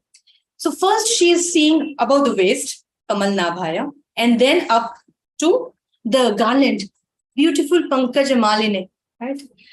And then Namah Pankaj Netraya, beautiful lotus eyes, and then Pankaj Angraya, to your lotus feet.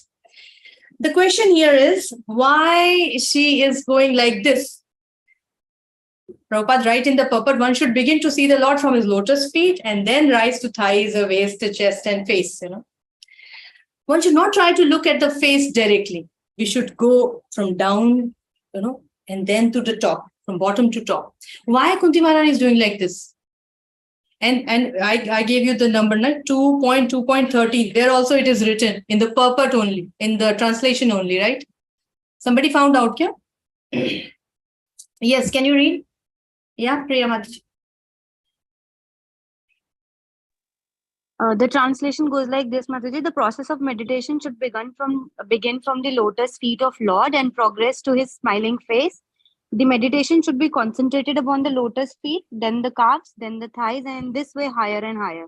Yeah. The more the mind becomes fixed upon different parts of the limbs, one after another, the more the intelligence becomes purified. Yes. But Kunti Maharani did not follow this because she had a relationship of aunt and the son of the brother. So that's why, although she knew that he is the Supreme Personality of Godhead, the owner of the universe, but because of that relationship, she started this way.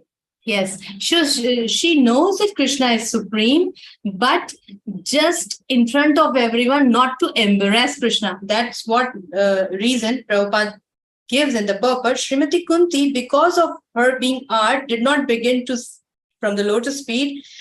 The Lord might feel ashamed, and thus Kunti Devi began to see the Lord from his navel. And then Prabhupada, last line, Prabhupada says a wonderful thing. She started from the waist and gradually rises to the face and then to the lotus feet. So he says, in the round, everything is in the order. Like January, February, March, April, December, and then again January. So not to embarrass Krishna, but at the same time, she covered. In the round, everything, there is an order. So that was a small, beautiful thing Prabhupada writes. So Kunti Maharani, so that Krishna does not come in the embarrassment situation, she started with the navel. Nama Pankaj Nabhaya, Nama Pankaj Maline, Nama Pankaj Netraya, Namaste Pankajangraya. But all of us, for devotees, we have to start from the lotus feet, always. And that's how we read Bhagavatam also, from first canto, second canto, third canto, fourth canto, and then go to 10th, 11th, 12th, whatever. And why? Priya Mataji said, the last line, our intelligence. What is that line? Last line, Mataji? Our intelligence, something you said. Gradually becomes purified. Yes, our intelligence becomes purified. Because we need some qualification to understand in the right mood the rasa dance, the exchanges between gopis, this and that. We need some good qualification. Intelligence becomes purified by going through these 9 cantos. Otherwise, right now, our intelligence is not purified. When we understand his creation, his supremacy, his universal form, his, many, many things, how he creates this universe, this Mat Tattva, and so many things will come in further cantos. Then we become eligible to understand the intimate pastimes of the Supreme Lord from 10th canto. So we should go step by step. And Krishna has given the opportunity. Prabhupada says he kindly manifests himself out of his compassion, his mercy, in the form of the Archavigraha. We do Pran Pratishtha, and then it might be made up of stone, metal, marble, wood, sometimes even just picture painted. We worship, we offer bhoga, and Krishna accepts his bhavagrahi. So every time we should start from the down. And then 23rd verse. I think should we take a break or we go ahead?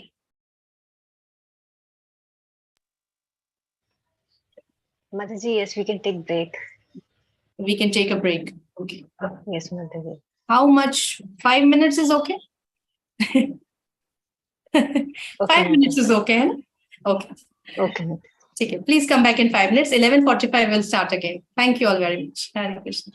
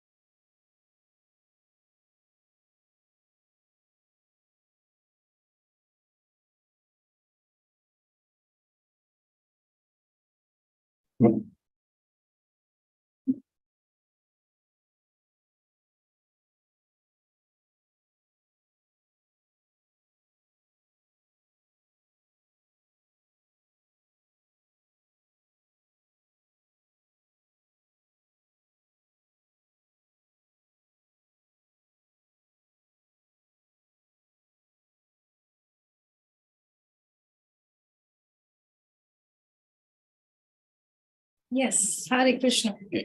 So we start. Verse number 23.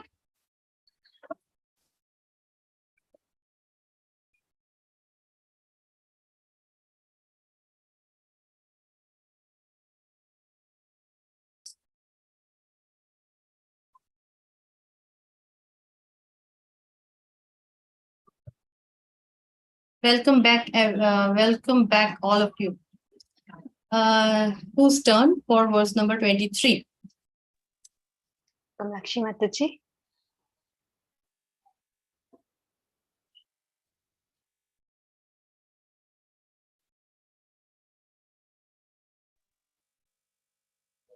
Lakshmi Mataji, please read. Hare Krishna Mataji, I am somewhere out. Can I please read it after 5 minutes? Can I take a next turn, please? Okay, Mataji. Kishore Chitra Mataji.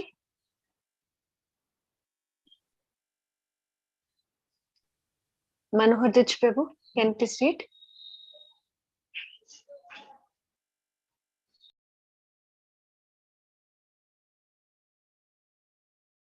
Hare Krishna Mataji, can I read? Am I audible to Mataji? Hari Bol? Yes. Yes, Mataji, please. Okay. यथा हृषिकेशा खालेना देवकी कंसेन रुधाति चिरं सुचार्पिता विमोचितं च सहात्मजा विभु त्वयैव नाथेन मुहुर्विपद्गणात्. Translation: O Hrishikesha, master of the senses and lord of lords, you have released your mother Devki, who was long imprisoned and distressed by the envious king Kamsa, and me and my children from a series of constant dangers. Hare Krishna. Yeah. Yatha Rishikesha Khalena Devaki. So here she is telling Yatha means like Rishikesh. Rishikesh is again the one of the name of the Lord. You know, when we read in Bhagavad Gita, there are many names of Lord Krishna and many names of Arjuna. You know, whenever we are reading one verse, we should keep writing. It will be a good list. And everywhere, wherever, whichever name is used, it has some meaning. Why it is Partha, why it is, Pratha, why Dhananjay, why, which name where of Arjun and of Krishna, is used. Murari or Keshava. So here it is said Rishikesh. Rishikesh means the master of the senses. So she is using this word, the Rishikesh, because you are the master of the senses, you alone can understand my heart. You are the master of all the senses. You see, we are master of our own senses. We know what is going on in our mind, what if my hands is paining or my feet is, some hurt, whatever. I can know, but I cannot understand about other senses. But Krishna is Rishikesha, the master of senses of everyone. So Kunti Maharani is telling, because you are Rishikesh, master of the senses, you alone can understand my heart. And she's telling, Yatha Rishikesha Khalena Devaki. Who is Khalen? Khalnayak, villain.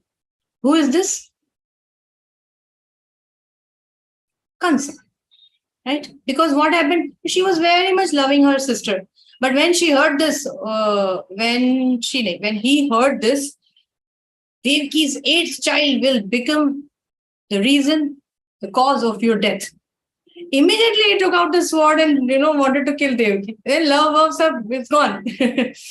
So villain Khalena Devaki. Yatha Rishikesha Khalena Devaki Kansena Rudrati Chiram Shucharpita.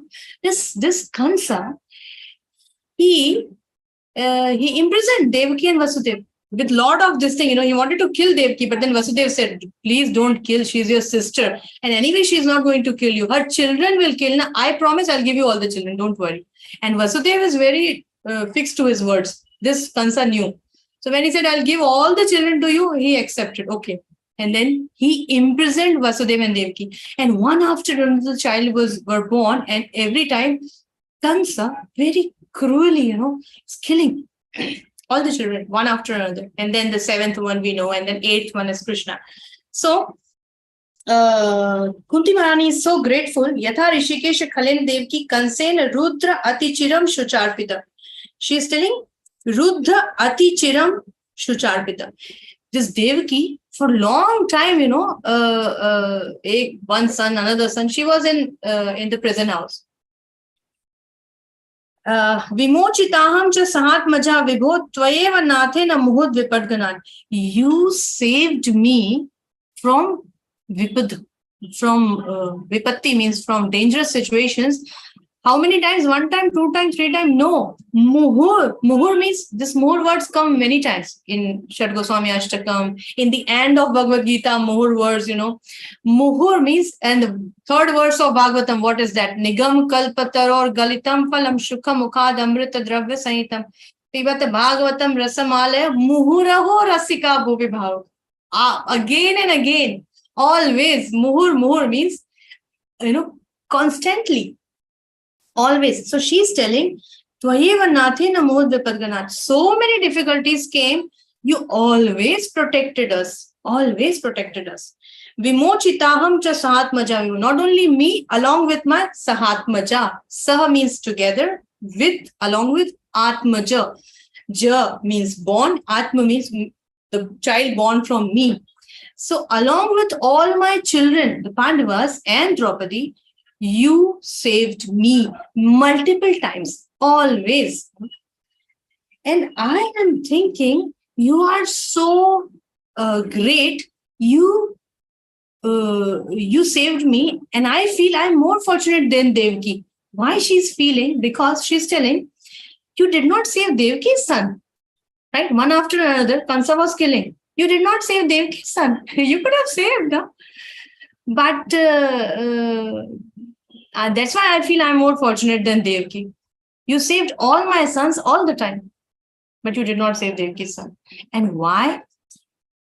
Prabhupada gives a reason. And that's very good for our preaching application. Can anyone tell why? Why Krishna did not save Devaki's son and he saved Pandavas all the time? A very important for us to know. It's written in the purport, between the lines. Yes? Because Kunti's husband was not there, present with him. And whereas for Devaki, Vasudev was with him, even though they were in the prison. Vasudev Maharaj with her to give that support.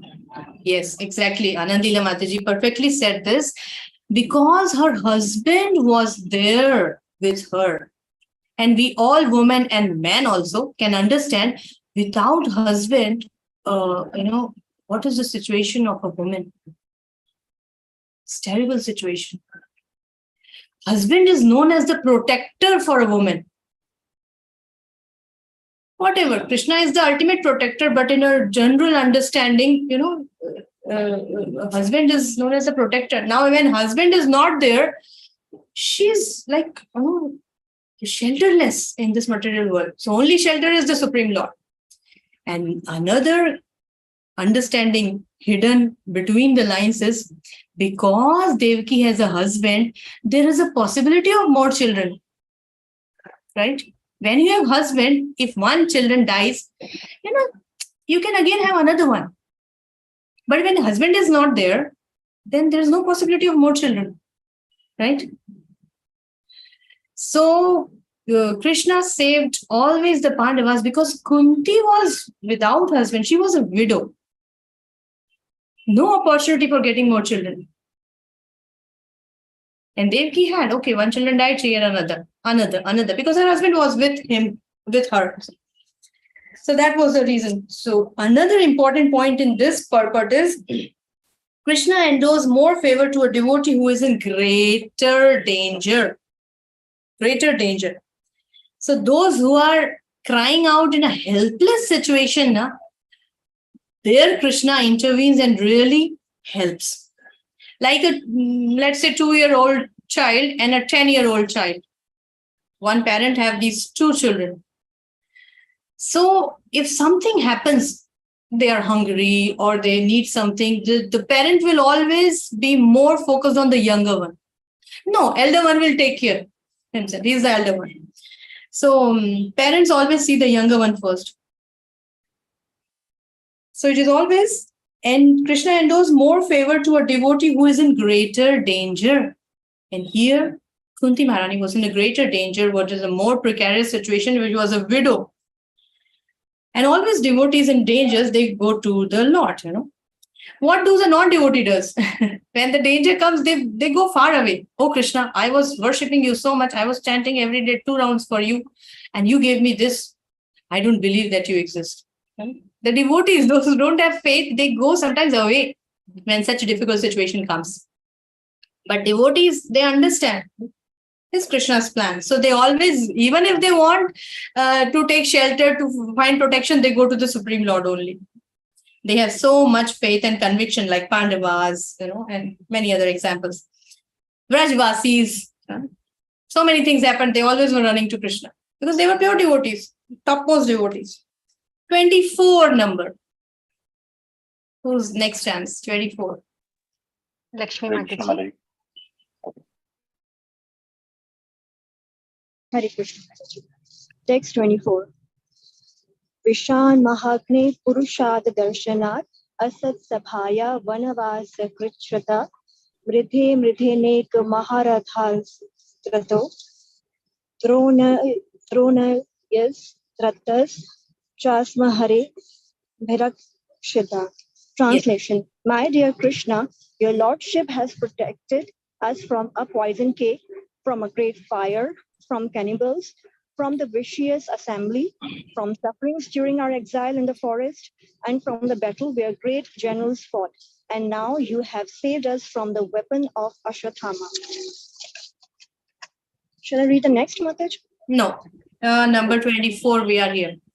You protected us from various calamities. Vishan, wish is poison. We know this. He gave poison to Bhima and how we discussed already. So Vishan, this situation you helped. Vishan Mahagne. Mahagne is this Lakshagra mein what, they put fire. They wanted to kill altogether. 5 Pandavas and Kunti. But then Krishna saved. And then they did not return back. They went to the forest. So Vishan Mahagne Purushad Darshanat. Purusha Darshanat. Purushad. That means the one who eats human beings. So like demons, Many ferocious animals and many demons they met in the forest who were troubling. Krishna protected them all, always. So Purushad Darshanat. Asat Sabhaya. Darshanat means in this Asat Sabhaya, in this assembly of where they disrobed Draupadi. Asat Sabhaya, there also you saved. Vanvasa Krichata. When they went in the forest, many difficulties comes, difficulty came. Like one time this Duryodhan sent Durvasa Muni, remember, no? So that Durvasa Muni will curse all the Pandavas. Go at the time when they all done with the prasad and, Draupadi also has eaten. That time you go. Somehow he arranged like that. But then Krishna again saved. We know this Akshay Patra story. Pandavas had this Akshay Patra, where once she ate, she will not be able to provide more, but otherwise she can give to as many people as, she wants. They can serve. But Durvasa Muni came exactly at that time, and then Krishna, they called for Krishna, and Krishna somehow, reached there, and he ate that one small piece of grain or vegetable or rice, whatever, and then all the Durvasa Muni and all his 1,000 disciples satisfied, and they ran away. They said, if we go to their hermitage, whatever, they will force us to eat, and we are like, we cannot eat anything. They ran away. So Krishna saved. So Vanavasa Krichita, there are many things in the forest also they encountered, and Krishna always saved. Mrde is what? Again and again. Anek Maharathastra. Oh, Drona, Karna, Bhishma, many times they tried to hurt or kill Pandavas and their army. You always saved. Mrde. Many times you saved. And then Droni Astra. Droni. Dron is Dronacharya. Droni is the son of Dronacharya. This is Ashwatthama. So you saved us from his weapon also. Chashma Hare Ravi Rakshita. You have always protected us completely in many difficulties. This is Kunti Maharani is telling. So basically, in one way, she's trying to say that no one in this cosmic manifestation is able to protect us completely. You protected us. We have to take shelter of always you. You're always available. Sometimes like my husband is right now, he is not here. He is in Europe. So something happens like yesterday I said, this power thing happened. Even if he wants to help me, he cannot help me. What can he do sitting there? So we are helpless. Only Krishna can help. Only Krishna can help. Things are in his hand. So this is Kunti Maharani is expressing. You have the power to help. The next she is telling 25th verse. Let's recite. Manohar Prabhu. Yes. Hare Krishna Mataji. Vipadaha santu tashashvat tatra tatra jagatguru auto darshanam yasyat apanarabho darshanam. Yeah. Translation. I wish that all those calamities would happen again and again so that we could see you again and again. Foreseeing you means that we will no longer see repeated births and deaths. Thank you, Manohar Dvija Prabhuji. So this is a very important shlok for us to understand it in the right sense. Sometimes devotees, they read all the prayers and then they leave this prayer. Who wants difficulties and calamities in his life? Nobody. We are all fearful. We always go to the Lord, we stand in front of him and we pray, let this not happen. Let, you please take us out from this problem, from this health issue, from, whatever difficulties. We always go and pray like that. We never go and say, give me more difficulties. We are really fearful. When I also heard this first time, this prayer, I was like, oh, why to ask for more calamities? Why Kunti Maharani is asking? But we have to understand it in the right way, what she is asking. And this is one of the things which will really help in our life. Let there be calamities so that we may see you, she's telling. Vipada santu tashashvat tatra jagat guru. Let there be calamities happen again and again. So, why she's telling tatra jagat guru? Because you are the master, you are the guru of the universe. So everything works in your direction. So you are guru. So I'm telling you, please give these calamities again and again. Think about it. She's telling, they gave Bhima poison, give Bhima poison again. They burn our house again. Draupadi, they destroy, do it again. Really, does Kunti Maharani mean that? Try to think of a situation where, we have said something like this, like let's say a girlfriend and a boyfriend, the girlfriend asked boy to come at 6 o'clock. Boyfriend said, oh, I will come at 5:30 only. No, you come at 6. Okay. They decided to meet at 6. And then the boy came at 7 o'clock. The girl was so upset. You came late. You said 5:30 only and you came at 7. I'll kill you. She does not intend to kill him. But out of her love, if she will kill, how will she love him? But out of her love, she's telling you, did not come, I'll kill you. Like something like many things which happens, we say like that. Like if there is some fight or some enmity or something, between two families. A family and a neighbor, and then the parents are outside and the child wants something, let's say the time to go for his exam, and he does not have money probably, or the rickshaw wala didn't come or something, he need help from his neighbor, And Papa is there on the other phone and he's telling, you better go by bus, don't take any help from the neighbor. You better go late and fail in exam, don't take any help from the neighbor. Because he has so much enmity with the neighbor. You know. He does not mean that the child fails in exam. But what he means is to do something else to reach on time, but don't take help from that neighbor. You know, he is that enmity with the neighbor, whatever. I mean, just an example, we say sometimes. So Kunti Maharani here does not want calamity, but she is telling, Lord, the calamities, or whenever there was calamity, you were there with us. So we were able to see you. And seeing you means no more seeing of material birth and death. So, Bhavato darshanam yasyat apunarbhav darshan. So what is actually real intelligence? Come back to this material world and again struggle for existence? Or once and for all, you know, be done with it? Because when we go to the spiritual world, there's no material, there's no kuntha there, there's no material miseries there. So whatever calamities, let it come so that we achieve the goal of remembering you always. Because when you go now, then we will not be able to see you. So if calamities are the opportunities where we can see you, let them come. I don't care. That calamities I would like to welcome because I will be able to see you. And seeing you means no more seeing of birth and death. Seeing you is the success of life. If it comes by calamity, it's okay. That is her intention, basically. Let the calamities. I tell you one more story to understand this point. One boy, he was in an orphanage. He had no mother, father, So he was in an orphanage and he was playing at cricket or whatever. And while playing, he got hurt in his knee and they took to the hospital. And hospital, there's this nurse who took so nice care of that child in her period of recovery in the hospital.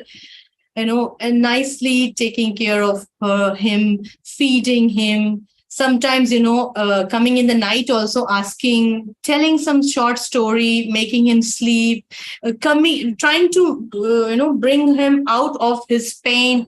He felt so nice. And when he, you understand that this motherly love he got from that nurse, which he never got. So when he came back, and again when he was playing, he was thinking, let that ball again hit me, and I get hurt, and I go to hospital, and then I meet that nurse, and I get that motherly feeling. So that does not mean he want to get hurt, but what he means to get that motherly love. So here Kunti Maharani ka, his feeling is something like that. Let the calamity come if that gives us the opportunity to remember you, to see you, to, be in your association. That is the right understanding. Actual calamity is forgetfulness of Krishna. Now here what Prabhupada writes it. In the last paragraph,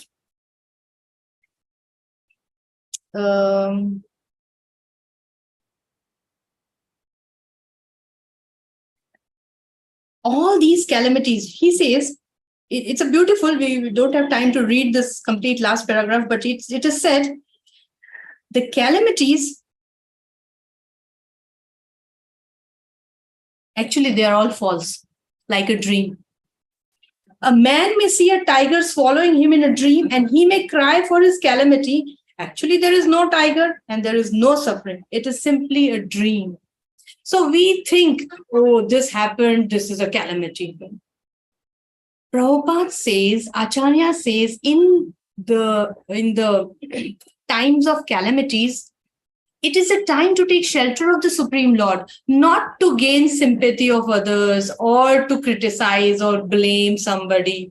See, this much happened to me and I tolerated it, or I did this, I did that. Not to gain sympathy. See my life, no. The calamities means take more shelter of the Supreme Lord. And then the calamity is not a calamity, it's a benediction, because it is giving us the opportunity to achieve the goal of life. So it's very simple to understand. But it is fearful if you don't understand, let me not ask for calamities. So this is the right understanding. Prabhupada writes, this material world is certified by the Lord in Bhagavad Gita as a dangerous place full of calamities, and less intelligent persons always try to overcome that, try to find out solution, try to advance in technology, this and that, without knowing that the nature of this place is full of calamities. But in any situation, if we take shelter, then that is the safest, that is the success of life. They have no information of the abode of the Lord where it is full of bliss and without any trace of calamity. So we should always take shelter in all circumstances. And then we make progress in spiritual realization. This is Prabhupada's purport I was reading, in the last paragraph. Okay, let's move to 26. Priya Satyabhai Mataji. Hare Krishna.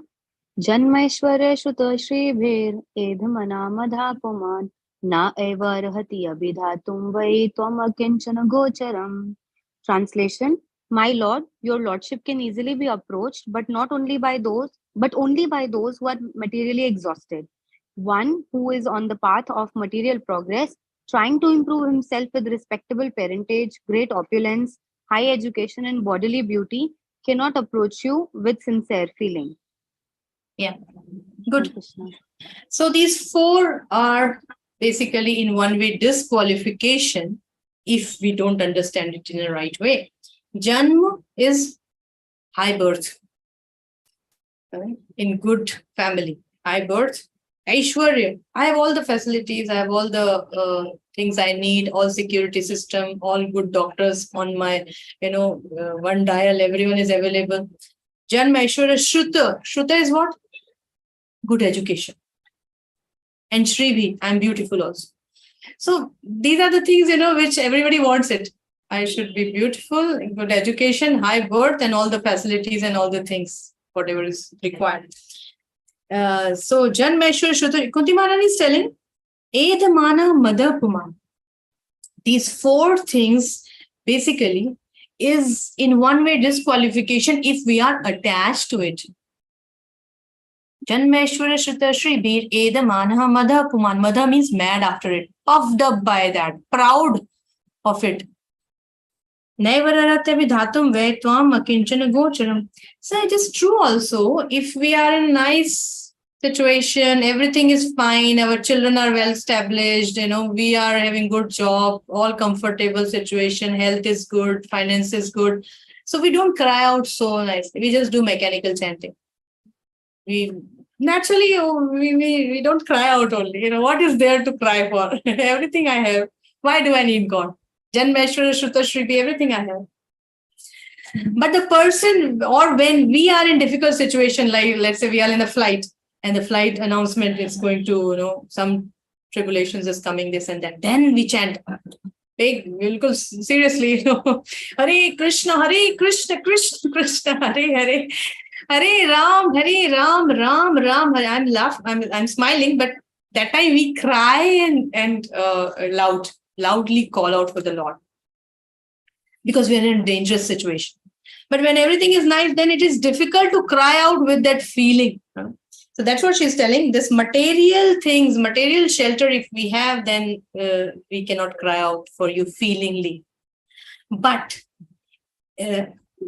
first line, does that mean that all those who are rich, all those who are beautiful, all those who are educated, and all those who are in high birth, they cannot become devotees, and all those who are poor, ugly, uneducated, they become a devotee? Does that mean that? The point is, one has not to be puffed up and pride with these things. Then we can become devotee of Lord. And there are many examples. Amrish Maharaj, or what else you can give? They had all the things, but still they are great devotee of the Lord. So they are not puffed up. They are not pride. They are not proud. What other example you can think of? Sudama Brahman. Sudama Brahman. Yes. Okay. We are talking. Despite being poor, he was a great devotee of God. I could not hear what? The 5?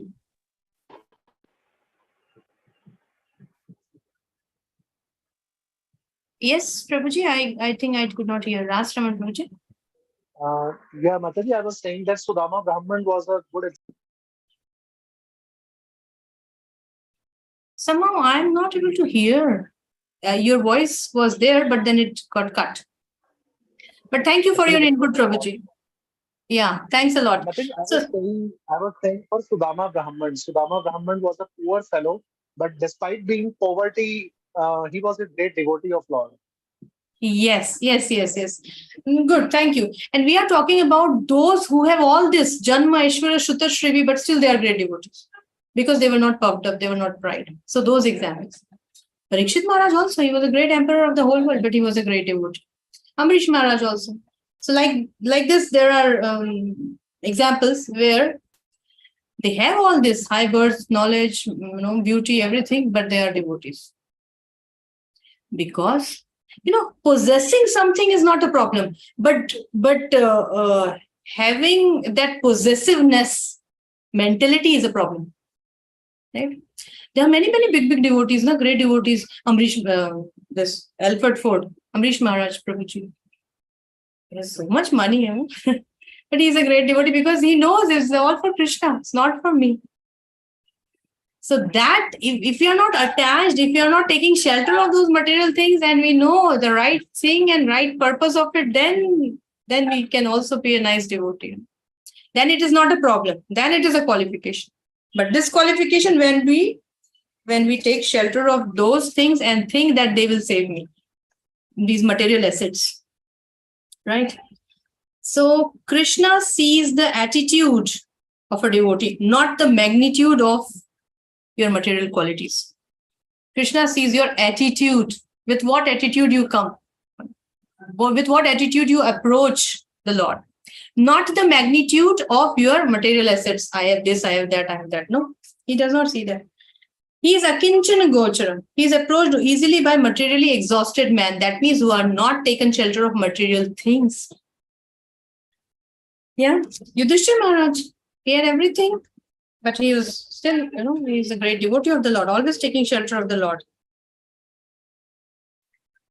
Okay, let's move to the next one, which is also connected to this, 27.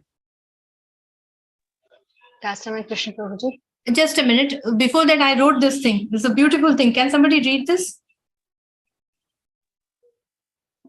It is connected to our verse 26. Yeah. Qualification for who can approach and see God. Material knowledge, high birth, beauty, or wealth are useless if not used for Krishna's satisfaction with attachment.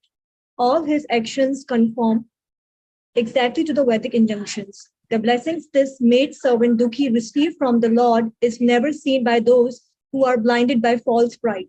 One can imagine the divinity grace on Srivas Pandit, whose servants and maid servants are so fortunate.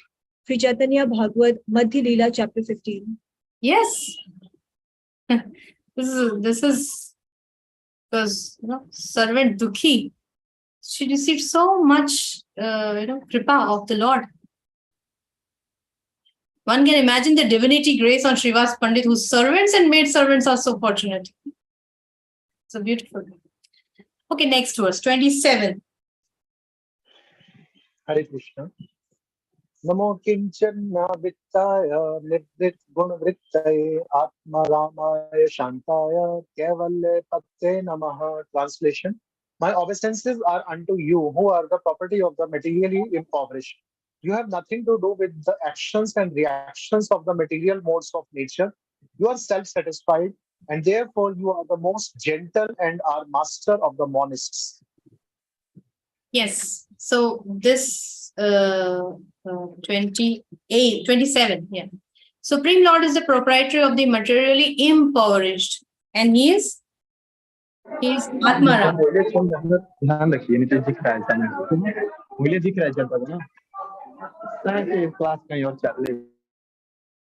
Okay. So we see, like Chaitanya Mahaprabhu, he is surrounded by Nityanand Prabhu, Advaita Acharya, and all the pure devotees, and they are all akinchan. They are all akinchan. Their motive, their desire, their intention is only to please Lord, only to serve Lord. They're all around, they just want to please the Supreme Lord. So, Namo Akinchana Vittaya, you are the wealth of materially impoverished. That means even if you have material, if you're not attached to that. And there are many devotees who have many material things, but they identify themselves as the servant of the Lord, not as the owner of the property or whatever. They identify more as the servant of the Lord. And when the person have so many material things, and when they identify themselves with, I am boss, I have this qualification, or I have this much knowledge, then they cannot take shelter. Because you are Namo Akinchana Vittaya. You are property of the materially impoverished. Nivritta Gunavritta Atma Raya, Atma Ramaya Shant. You are self-satisfied. Krishna does not want anything from us. He is self-satisfied. And Kaivalya Pataye Nama. Those who want liberation, you give them liberation also. Kaivalya. You give them liberation also. So, example beautifully is given by Prabhupada. All these Goswamis, Rupa Goswami, Sanatana Goswami, he says they were all very big ministers, had so many things on their, comfort, money, all these things, but they left everything. And they took shelter of Chaitanya Mahaprabhu. So they don't need to left, but to give example, to show example to the general public, they left everything, because in the last sentence it is said, a spiritual master like Sanatana Goswami, although personally able to see everything as spiritual, he sets this example because we have no such spiritual vision. It is not that Sanatana Goswami is, getting attracted to material things, therefore he has to leave all these things to take shelter. But to set an example, he left everything and took shelter of the Supreme Lord. And then there's a story of touchstone also, that if he would have been attached, why will he keep that touchstone near the trash can? So the most valuable thing, that person came and asked, if you are giving me this most valuable thing, this touchstone, but if it is so valuable, why will you keep in the trash can? So you have something more valuable. He said, oh, okay, you throw that in the river, then I will give you that. And then he literally threw, and then he gave this chanting. By the association of Sanatana Goswami, he understood, yes, this is more valuable. So, Namo Akinchana Vittaya. And then further verses 28 verse, let's see. Now, Kunti Maharani is telling, you are the eternal time. Let's read this 28.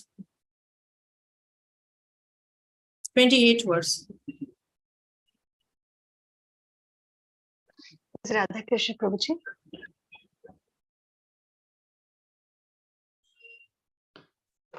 Manne tvam kalamīshanam anādinidhanam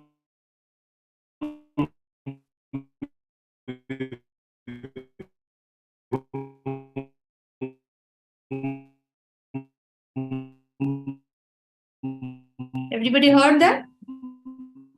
No. Okay, I think there's some problem. Manye tvam kalam ishanam anadim nidhanam vibhum samam charantam sarvatra bhutanam yanmitho kali. It's okay, Prabhuji. There might be some internet problem. It's okay. So she's telling, Manye tvam, I consider you as the supreme eternal time, the Kal. We are all under this Kal. See, if we keep some fruit, vegetable, whatever, and we see after 2 days it deteriorates. Everything in this material world deteriorates. If we are continuously watching, we may not be able to see the deterioration, but every moment it is getting deteriorated. Our life, our face, our cells, or some other thing, everything has an anadim, beginning and an end.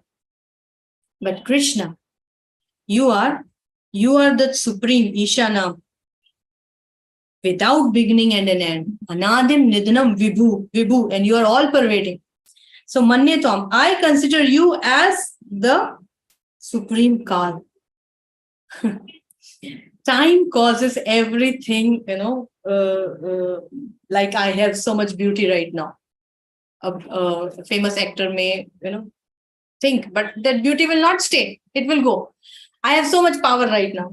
Once upon a time, I was the head of the director of the this company. Now nobody. I have one relative. He was in chairman of SBI, but now he's very old. Hardly people come and talk to him, and then some whatever or timely some respect is given. But at that time, he was so powerful position. People are coming. People are inviting, become chief guest, this and that. But time deteriorates everything. So Kunti Maharaj is telling you are the supreme controller, the eternal time. And samam charantam sarvatra, you are equal to everyone. Bhuta nam yan mitha kali. We think you are partial or you are not equal because of our karmas, social intercourse. It is said, Bhuta nam yan mitha kali. You are equal. Like if I'm sitting inside a dark room, I'm not getting the sun, it is my problem. Sun is there, but I myself have covered, put the curtains, closed the door, everything closed, then I will not get the sun. But it is not sun's problem. So similarly, those who don't take shelter, it is their problem. They don't access your mercy, your compassion, your help. But you are impartial. You are equal to all. And samam charantam sarvatra. Everybody has to die. Everybody has to get some, happiness, some distress according to their karma. Krishna is the witness. He just give, according to what you deserve. So she's telling you are equal to all, but sometimes it looks like you are partial. Like Krishna, he gave nectar to the demigods and to the demons, he did not give the nectar. We know this in Samudra Manthan Leela. It looked like he is partial. He is very intelligently, he is giving all the nectar to the demigods and not giving anything to the demons. It looks partial, but no, the demons don't deserve it. So he's not giving. So 28 and then 29. Again, more bewildering pastimes. Let's read 29. Whose turn? Rukmi Priya Mataji. Yes, Mataji. Na veda kaschet bhagavan shakirshitam taveha manasaninam vidambanam nayasya kaschet daitosti karchita dveshasya yasmin vishamam mritenanam. Yes. Translation is, O Lord, no one can understand your transcendental pastimes, which appear to be human and so are misleading. You have no specific object of favor, nor do you have any object of envy. People only imagine that you are partial. Thank you, Mataji. Yes. So, people only imagine that you are partial because of their ignorance. Even among demons, there are great devotees. Vibhishan, Prahlad Maharaj, we see the demonic family, but they are great devotees. Among Gandharvas, there is devotees. This Nalakuver and Vanigri, they became devotees. Among animals, there are devotees. We see Hanuman and, Garudji. In birds, we see Garud and, Jatayu also. In children, we see there are Prahlad Maharaj, Dhruv Maharaj, 4 Kumaras. So we see everywhere there are devotees. Even amongst demons. So it is not that you are accessible or approachable to only, some category of people. No, whoever will take shelter of you, you give them shelter. So devotees are there in all species because you see their bhav. You are bhavagrahi janardana. You see their bhav. So you are not partial. You are not partial. But it looks, that you are partial. Demigods are like fertile ground. Whatever, whenever the demigods are in trouble, they go to the Lord. Pahi, pahi, save this and that, and Lord saves. And demons are like stone. Stone, whatever you put, they don't absorb. But it is said, devotees, if you sow the seed in the ground, it will fructify, it will sprout. But if you sow the seed in the stone, it will not fructify. So these demonic kind of people are like that. Even though you are there, you do everything, but they have their own complaints. They think you're partial. No one can understand you. Na veda kashchit. Na veda kashchit. Kashchit means no one, and na veda. Cannot understand you. It is so bewildering. People imagine that you are partial. And then the next verse is continuation of it, number 30. Let's read 30. Jankaram cha vishatmanam ajasya karturatmanah tiryanesheshu yadeshu tat ayanta vidambanam. Tat atyanta vidambanam. Yes, translation. Vidambanam. Of course, it is bewildering. O soul of the universe, that you work, though you are inactive, and that you take birth, though you are the vital force and the unborn. You yourself descend amongst animals, men, sages, and aquatics. Verily, this is bewildering. Yes. Thank you. So, number 30. Yeah. You are the vital force of the universe. Vishwatman. Janma karma cha Vishwatman. Ajasya kartum atmana. So, it's beautiful here. You are Ajanma, but you take birth. You don't have anything to do, but you do. And what you do? You come in the, fish incarnation, boar incarnation, and many other such kinds of incarnation. And you do activity, although you don't need to do activity. Tiryan, Nisheshu, Yadashu, Nashinga, half man, half animal. And then Tad Atyanta Vidambana. So this is a great Vidambana for me, that you take birth, although you are unborn. You keep on doing activities, although you don't need to do any activity. That is that's a Vidambana. That is Atyanta Vidambana. That is bewildering. There are many pastimes, like it will come in ahead verses also. Yashoda Maya is scolding and you are getting fear. This is bewildering. You do such actions. So yeah. Let's move ahead. Next, Lord, activities, forms, and deeds are all inconceivable to our limited thinking power. It is inconceivable. Achintya. We say achintya. We cannot understand it completely. Every action of the Lord is bewildering to man, to a common man. Every action is bewildering. Prabhupada says he can be only understood by pure devotees because they are connected with the Lord, Supreme Lord. Even if, otherwise we don't go near pigs. But when Lord comes in boar incarnation, we go, touch his feet, worship, take his charnamrit, everything. But nobody goes near pig. We just hate that sight or, that smell. But when Lord came in the pig or fish incarnation, he was smelling nicely and we worshiped him. So only devotee can understand you, right? 31. 31 is that what I was talking about Yashoda Maya. Let's read 31. Amal Charan Prabhuji.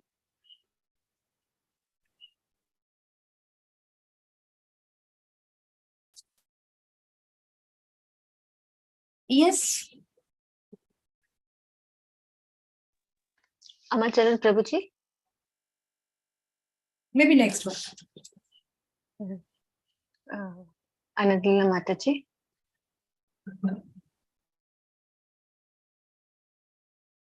I just read the translation or the verse also? Okay, read the translation because we have time also. Read the translation. Okay. Text 31. My dear Krishna, Yashoda took up a rope to bind you, and when you committed an offense, your perturbed eyes overflooded with tears, which washed the mascara from your eyes. And you were afraid, through fear personified is afraid of you. This sight is bewildering to me. Exactly. So we know this story very much. Krishna was, feeding the butter to monkeys and, making mischiefs. And when Yashoda was telling who broke, he's just running away. He said, I did not broke. He was telling lie also. And Yashoda Maya thought, I have to give her lessons. So she wanted to tie. Gopya dade tvai kritagasi damatavat. At that time, she wanted him to tie with a rope to teach him a good lesson. So Gopya dade tvai kritagasi damatavat. Yate dashashru kalilanja sambramaksham. Dashashru, the ashru is coming in his eyes. What is the dasha? Dasha means the situation. What is Krishna's situation? He becomes fearful. Mother has caught me. So he was crying. Dash ashru kalila anjana sambramaksham. Anjana, his rudantam muhurnetram yugmam rajantam karam bhoja yugmena sartam kanetram. We know this beautiful prayer, no? The same pastime, Damodar Leela. So he was crying, and this Anjan was, he was spreading around and it's becoming black and he was so fearful. Vaktram niniyam bhaya bhavana sthitasya. Vaktram, his face was niniyam. Niniyam is when we are fearful of somebody is scolded. What happened? We don't just see like this, we see down. Some mistake has happened. So Vaktram niniyam bhaya bhavana sthitasya. His face is looking down. Oh, what Yashoda Maya will do now? What judgment she will give? We are fearful. She will, beat with the stick. She will take away my mobile, or she will, what punishment I will get? What judgment our senior will give? So he's Vaktram Niniyam. He's putting his head down and waiting in fear what Yashoda Maya is going to do now. So, Sama Vimohati Bhirapi Yadviveti. So Kunti Maharani is telling, this episode, is very bewildering to me. You, Krishna, who is, fear personified, fears you. Fear personified means like Ganga personified is Ganga Devi. We have, for all the things, we have a personified personality. So basically for fear, we have this fear personified. And that personality, fear personified, is fearful of you, and you are fearful of Mother Yashoda. You give judgment to everyone. This mistake, this punishment. This mistake, that reaction, that punishment. You give judgment. Yamaraj is working under you. And here you are waiting for the judgment from Yashoda Maya. You are so fearful. This is bewildering to me. So it's a proper Supreme Lord. Prabhupada writes in the purport for us to understand. Supreme Lord relishes this pastime. He has covered. Yashoda Maya is not thinking this is my child. She's not thinking this is the Supreme Lord. She's thinking this is my child only. I have to teach him a lesson. So this thing is more relishable by the Lord than awe and reverence, and worship and this and that. So out of pure affection and love, when we serve the Lord, that is more important. Krishna likes that. And this, we have to reach to that level, first of all. We cannot, without reaching that level, we can do like that. Yashoda Maya can do that. She is on that level. But Krishna likes that. Therefore, Krishna covers with his Leela Shakti to let her feel like that. Oh, if she not feed Krishna, Krishna will be hungry, like all those things. So that's a beautiful pastime in 10th Canto, many, many chapters. So that is Vimoyati. That is bewildering me, Kunti Maharani is telling. And now from 31, fear personified is afraid of you. Now from 32 verse onwards till 4-5 verses, we see the reasons of your coming. Kunti Maharani is giving reasons. She's guessing one or the another, and then they give the final reason. So reasons of your incarnation. So let's read 32. I will read. Amacharan Prabhuji. Sorry. Yes, please go ahead. Please go ahead. I was thinking it will save time. Yeah, please, Prabhuji.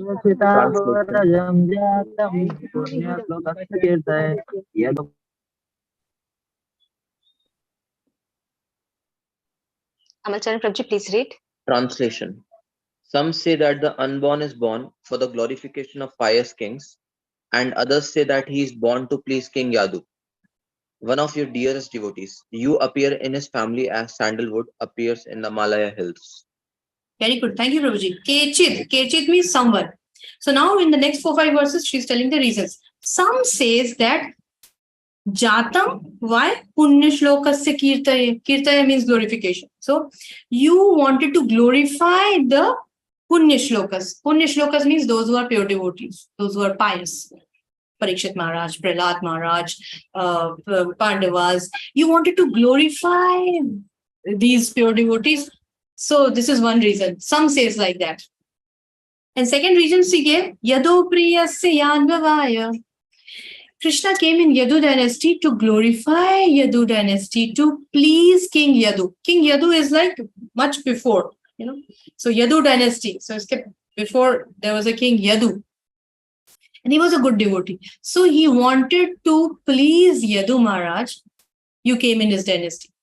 You took birth. Although you're unborn, you appear. We don't say birth, We have all birthdays, but Krishna has his appearance day, right? So although you're unborn, but you come for two reasons in this verse. To glorify your devotees who are Punya Shloka. And second, Yado Priyasya Anvaya. Your dear devotee, to please your dear devotee, King Yadu. Because why we know Yadu, there are many, many dynasties. We are very familiar with the Yadu. Why? Because Krishna came there. Like there are many forests, but Malasyeva Chandanam. Malaya Hills we remember. Why? Because there is a Chandan there. Otherwise, there are many forests, many small, big, different names. We don't remember. We don't put so much emphasis on. But why the Malaya Hills? Because the pure Chandan comes from there. So therefore, Yadu's dynasty, because you came there, as Chandan is there in the Malaya Hills. So it is well known. So to glorify pious king and to please King Yadu. And 33. Next. Shall I call name? Okay. Yeah. Bhanugar Prabhuji. Yes, Mataji. Others says that since both Vasudeva and Devaki prayed for you, you have taken your birth as their son. Undoubtedly, you are unborn, yet you take your birth for their welfare and to kill those who are envious of the demigods. Exactly. So here another reason, Apare Vasudevasya Devakyam Yachito Bhagyan. Vasudeva and Devaki prayed for you to have you as your child. So you listened to your prayers. So you came. Somebody says like this is the reason for your coming. And some says, Asya Shemaya Vadhaya Cha Suradrisha. For the good of the people, Shemaya means for the good. And Vadhaya, like we know in Bhagavad Gita, Paritranaya sadhunam vinashaya cha dushkritam and dharma sansthapanarthaya sambhavami yuga. So here also it says, first you answered the prayer of Vasudeva and Devaki, they prayed, and secondly to kill the asuras and for the welfare of people. So these three reasons here in 33. And in 34, another beautiful reason is 34. Somebody can read? Dhammasikar Prabhuji.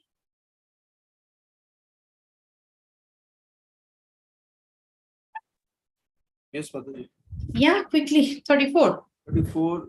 Others say that the world, being overburdened like a boat at sea, is much aggrieved, and that Brahma, who is your son, prayed for you, and so you have appeared to diminish the trouble. Yes. Bharavatara nananye.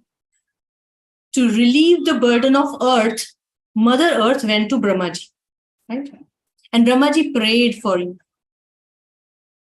Prayed for you, so you have appeared to diminish the trouble. To Bharavatarananani, to reduce the burden of the earth. What is the burden? Earth is never burdened by population, but by bad population, by bad people, by demonic people, the earth, the Bhumi Devi feels burdened. So, to relieve her, to release the burden of earth, you appeared. This is different reasons. You remember this verse number 32, 33, 34, and 35 now are different reasons. So 35, next. Dimpamani Mataji.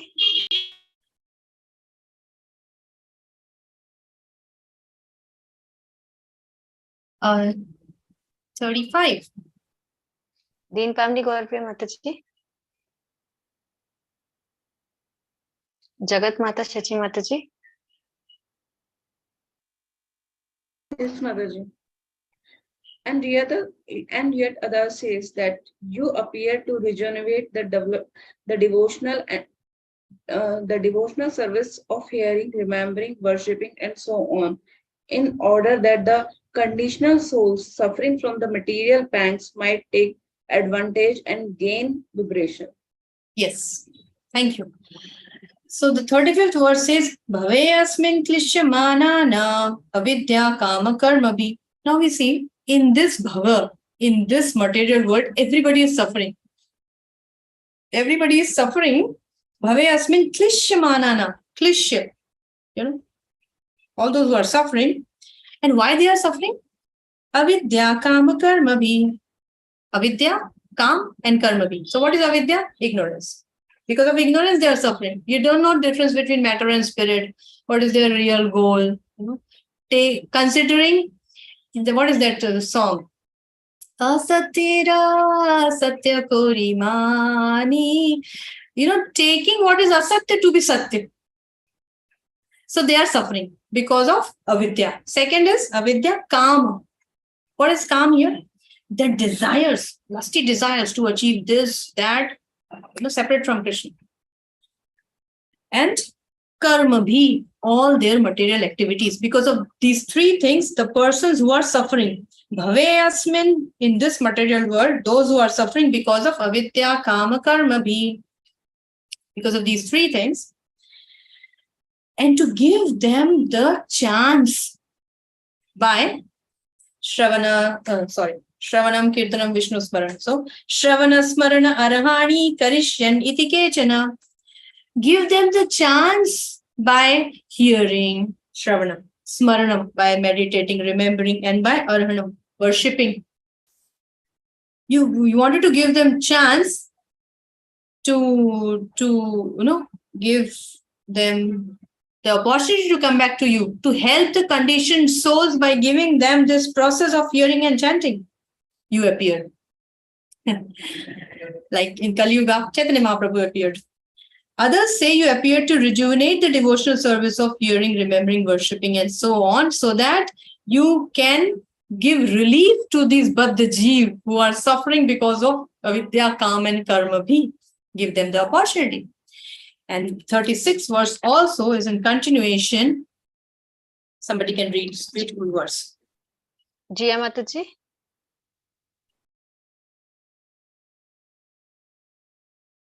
Hare Krishna.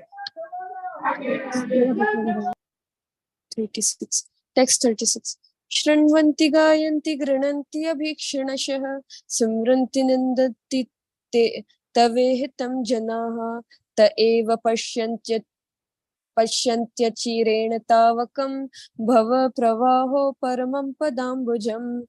Translation. O Krishna, those who continuously hear, chant, and repeat your transcendental activities or take pleasure in others doing so certainly see your lotus feet, which alone can stop the repetition of birth and death. Yes.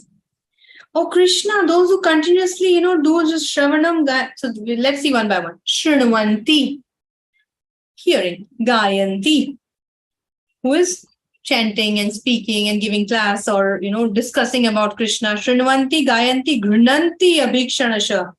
They are continuously absorbed in your activities. Shrinvanti, Gayanti, Grananti, Abhikshana. Smaranti, remembering. Nandanti. This Nandanti is important here. Because baki cheeze we have heard. We have heard hearing, chanting and all. Nandanti is here special. We should be happy seeing others doing this.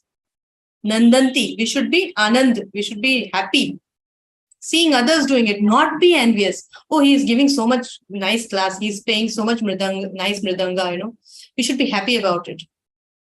So Nandanti. Seeing other doing these things, Shranvanti, Gayanti, Grananti, Abhikshana, Smaranti. Seeing others doing this, we should be happy. We should feel happy. Then we will be free of envy, Tave hitam jana. When others do this, We should appreciate. We should from our heart feel happy. Oh, you gave such a nice class. Oh, you play so nice mridanga. Oh, you have such a nice humility. We should appreciate. We should feel happy. Taeva pashyanti achirena tavakam bhava pravaho paramam padambhujam. Those who will do that, they will achirena, without delay, they will see you, they will get you, they will be able to see your lotus feet, they will be able to get the shelter of your lotus feet, and your lotus feet, which is bhava pravaha paramam padambhujam. They can stop the repetition of birth and death. So these are different reasons why you appear. Right? And the next 37, she says, whose turn is this? 37. Lakshmi Mataji. Text 37. Text 37. Oh my Lord. Swapete hita prabhu jiha sasi swe suhradho no jivina isham na chanyad bhavata padambujat parayanam rajasujoti tamhasam. Translation. Oh my Lord, you have executed all duties yourself. Are you leaving us today? Though we are completely dependent on your mercy and have no one else to protect us, now when all kings are at enmity with us. Yes. So, apyadya nastom swakrite hita prabhu. You have done all good to us. You have protected us in all the situations. Now you are leaving Krishna. So, Kunti Maharani's all endeavors is to somehow keep Krishna with him so that she can see and have her association. So she's telling king, there are many kings who are envious of us. They all died, but their children might come and disturb us. They can harm us. So no one is there. Only you are there to protect us. So you're leaving. You know that we are completely dependent on your mercy. No one is there to protect, and still you are going, Krishna. Now we will think, or Krishna will say, what, Kunti? Why are you telling like this? You don't have, trust on your sons. They are so powerful. Bhim, Arjun, Nakul, Sahadev, Yudhishthir Maharaj, Dharmaraj.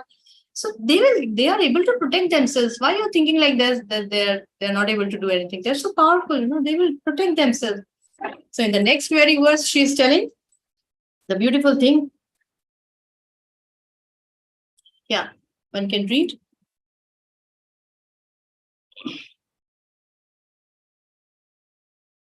Number 38. She's telling, yeah, somebody is ready? Kevayam nama rupabhyam yadubhisata pandava bhavatu darshanam. As the name and fame of a particular body is finished with the disappearance of the living spirit, similarly, if you not look upon us, all our fame and activities along with the Pandavas and Yadus will end at once. Yes, exactly. So Krishna may tell this, or others, or we may think, why Kunti is so much, it is the nature of a devotee to always dependent on the Lord. So Krishna may ask, why you are Kunti telling like this? You have your Pandavas, they can protect themselves, even if somebody, somebody will try to conquer them, they will be able to protect themselves. So Kunti Maharani is telling, she's telling, Kevayam nama rupa bhyam yadu visa pandava bhavato darshanam yarhi rishika nami veshuta. She's telling, as the name and fame of a particular body is finished with the disappearance of the spirit. Now, there's a body is living, working, thinking, talking. But when the soul goes, the body is useless. So she is bringing this point, you are our soul. If you go, then whatever fame, whatever activities of ours, it will all come to an end. So she is clarifying, you are our soul. Without soul, body has no value. So without you, our fame and activities will end. This is her continuation, And then she's telling, 39 verse. Lakshmi Mataji. Hare Krishna. Text 39. O Gadadhar Krishna, our kingdom is now being marked by the impression of your feet, and therefore it appears beautiful, but when you leave, it will no longer be so. Yes. Everything is looking nice because of your presence, because your footprints are there. Our kingdom is now being marked by the impressions of your feet. It is like Ram's feet, when he touched to Ahilya, she got life. So she's telling, Neyam Shobhishyate Tatra Yate Danim Gadadara. All these beautiful things we are able to see beautiful because you are there. Your footprints are here. So it is all looking beautiful, but when you leave, it will not be the same. And then she says, 40th verse.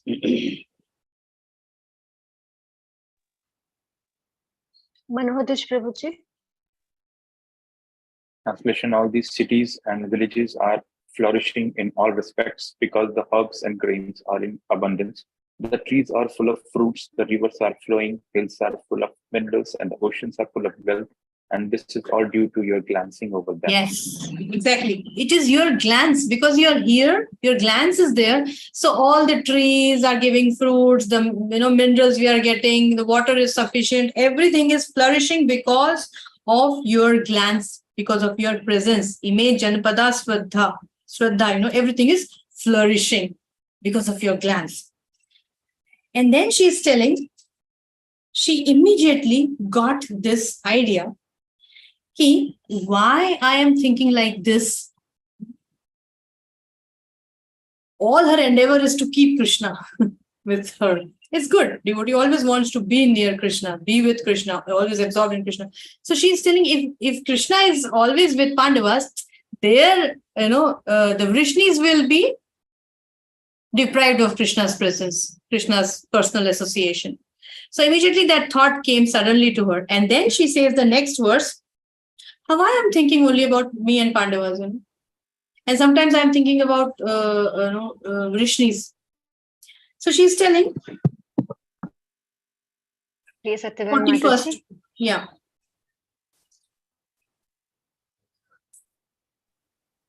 O Lord of the universe, soul of the universe, O personality of the form of the universe, please therefore sever my tie of affection for my kinsmen, the Pandavas and the Vrishnis. Yes, thank you. So this is another important verse to know it very nicely, is cutting off the tie of affection from Yadus and Pandavas. She's telling, Atha Vishvesha Vishwatman, you are Vishvesha, matlab you are the Lord of the universe, Isha of the universe, Vishwa Isha, Vishwa Atman, you are the soul of the entire universe, and Vishwa Murte, you are the personality of the universal form. Vishwatman, Vishwamurte, Swakeshu me. Sneha Pasham Imam Chindim, Drunam Pandashu Vrishnishu. I'm thinking about my Pandavas and then Vrishnis, they will be bereft of your association, but I also want this and that. Why I'm so much attached to my material things? So she's telling, cut off my material ties of affection, that I am the mother, I am bua of something, I am sister of something, I am this of something. Cut off that tie. Not cut off tie with the Yadus and Pandavas. Yadus and Pandavas or any XYZ. Whoever is devotees, we want to make relationship because I also want association. They are also devotee, I am also devotee, I want their association. So cut off this attachment, this affection, this material affection. Not, we should learn, we should not cut off from our family. For this family is entanglement, family is Maya. These children are Maya. They ask so much. Let's go to garden. Let's go to this or that place. So cut off my relation. No, we have to do all of our duties nicely, but cutting off the material aspect, what Kunti Maharani is telling, so that she can completely focus on Krishna. She wants their association because they are devotees, and devotee always wants another association so that they can always remember Krishna together. That is the point here of cutting off the ties of affection. So in our personal life, we should understand this. What does it actually mean? She wanted to sever the tie of illusion that I am the mother or me and mine, like those things. So let me love them only because they are part and parcel of you, O Lord. And if I love you, that means I love everyone. So Prabhupada yahan pe, he gives a very, very important point. To cut off family affection means to broaden the field of activities. We can underline this, to cut off family affection means to broaden the field of activities. We see Srila Prabhupada, Chaitanya Mahaprabhu.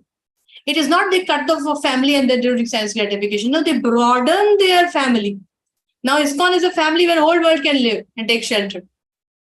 So Srila Prabhupada is a good example. Chaitanya Mahaprabhu, I said another one. At the age of 24, he left, his wife and mother, widow mother, for the good of people in general. So his family increased. So to cut off family affection means to broaden the field of activities. This is important. Because when I love Krishna, that means everybody is part and parcel of Krishna. So I love everyone. I serve everyone. Even one bird also is about to die, we stop the car and we say Hare Krishna mantra to help them. So what about other human beings? We want everybody to get connected to Lord because, Lord is our Father and He will be happy. I want to please Him. I want to make Him happy. So we take care, respect, and have such relation with everyone. If somebody comes in the temple, even if you don't know, you talk to them nicely. So here is a prasad, you come, here is a lecture in 5 minutes, you do this, you take this, you help, though there are no relations. So this is a real relation she is looking for. Cut off the material, affection and attachment to my families. That is the thing. 42. I'm sorry, but we may go maybe 5-7 minutes more. Please bear with me. So 42. Raj Raman Krishna Prabhuji.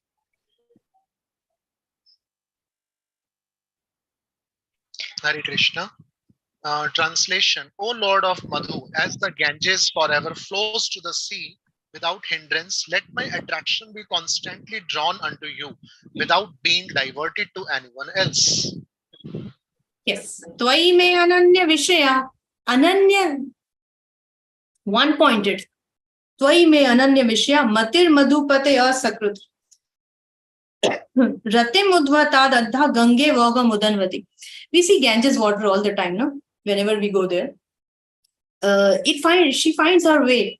Even if there's a big obstacle, she either goes up of that obstacle or from sideways or from anywhere she finds a way to reach to the ocean, to reach to the goal. So Gange Vaga Mudanvati. In that way, let my attention, attraction, and devotion to you always, without any obstacle, without any interest. Even if obstacle come, I should be focused on you only. Like the Ganges forever flows to the sea without hindrance. Vai me ananya vishaya. Let my attraction constantly drawn unto you without being diverted to anyone else. So now she is clear. Cut these family ties of affection, and then all the, we can't be desireless, we can't be affectionless. So that affection, it should be towards you always. And then the last verse, she is remembering everything and now combining all together and glorifying obeisances to the Lord. And that is 43. Yes. O Krishna, O Radha Krishna Prabhuji. O Krishna, O friend of Arjuna, O chief among us, the descendants of Vishnu, you are the destroyer of those political parties which are disturbing elements on this earth. Your prowess never deteriorates. You are the proprietor of the goats, of the cows, the brahmanas, and the devotees. You possess all mystic powers, and you are the preceptor of the entire universe. You are the Almighty God, and I offer you my respectful obeisances.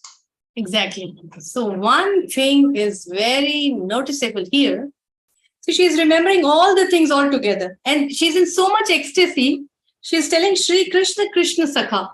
She's referring to Krishna, but telling Krishna Sakha. So here Acharya has explained Krishna Sakha is Krishna only because sometimes Arjuna is also known as Krishna because he's Krishna's friend. So in her ecstasy, she's telling Shri Krishna, Krishna Sakha, Vrishni Rishabh Avani Durga. In the Vrishni dynasty, you are the best. You are the best. Vrishni Rishabh Avani Durga. Rajanya Vamsha, in all the earth, whoever were envious demons, you came to kill them. You wanted to free of all these kinds of envious kings. Your power never deters. You don't become tired. We do many things and then we become tired and take some rest, but you don't get tired. So Rajanya Vamsha Dhanan Apavarga Virya. Yogesh Govind Godrej Suraharti Avar Haravatara Yogeshwar Akhila Guru Bhagwan Namaste. So the many names he's telling, you're protector of cows and brahmanas and so many. And then last she's telling Namaste. So Kunti Maharani starts with Namaste. Namaste Purusham Twadhyam and ends with Namaste. Offering obeisances always. There are many devotees we hear in Chaitanya Leela. They offer 1000 obeisances. They think they understood that this is the perfection of life, offering obeisances to the Lord and the devotees. So she is offering obeisances. And then from 44 words, is telling, Sutta Goswami said, Lord heard all these prayers and he smiled. Smile means he's happy. He's giving good ashirwad. He smiled to his Bua. And then, accepting the prayers of Kunti Devi, the Lord informed other ladies of his departure. That means now Kunti has done her part. Now he has to get back to his work. And what was his work? Back to Dwarka. Again, heading to the chariot and moving. But then what happened? Yudhishthir came. Every time Krishna is ready to move, first, Subhadra's son Abhimanyu, so to console her, he stayed for some time. And then one after another, is starting to go, and then somebody like Uttara, came, and then Kunti Maharani came, and now Yudhishthir.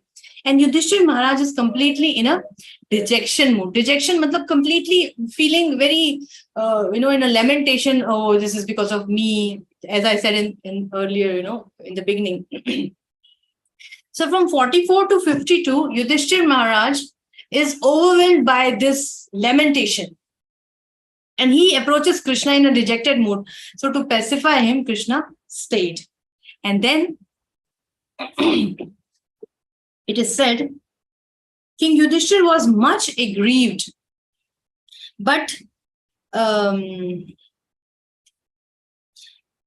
I think we can take this tomorrow because we have many things to discuss here also. King Yudhishthir, what do you say? 5 more minutes is okay? Rukmani Harisevni Mataji? Mataji, I can ask devotees. Is it okay? If they have any other seva? Yes, Mataji. Okay. Okay, Mataji. Yes, please, Mataji. Thank you. Thanks a lot. Mataji, please continue. So King Yudhishthir was very much aggrieved, could not be convinced despite instructions by great sages. So when you see in your book, number 46 verse, it is said, Krishna Adbhut Karmana. Adbhut Karmana. Now, Krishna is very, very intelligent, His karma is Adbhut. Now, why Adbhut? Because externally, Krishna is trying to pacify Yudhishthir Maharaj. See, it is not because of you. You are righteous, so you should rule. Therefore, all this war happened. They were bad people. They were not righteous. When they rule, people will not get justice, correct justice and all these things. So Krishna is somehow trying to explain Yudhishthir Maharaj all these things externally, but internally he was telling him, Yudhishthir Maharaj or Yudhishthir, don't get convinced. Don't get convinced. So Yudhishthir Maharaj is not getting convinced. Yudhishthir Maharaj is not some neophyte devotee. Somebody comes to us, approaches us, and we tell them something from Shastra, some guidance, something, and then he said, oh, okay, thank you, Mataji, thank you, Prabhuji, and then it is solved and goes away. Yudhishthir Maharaj is a great personality. It is not easy to convince Yudhishthir Maharaj. And here Krishna is also great. He can do that.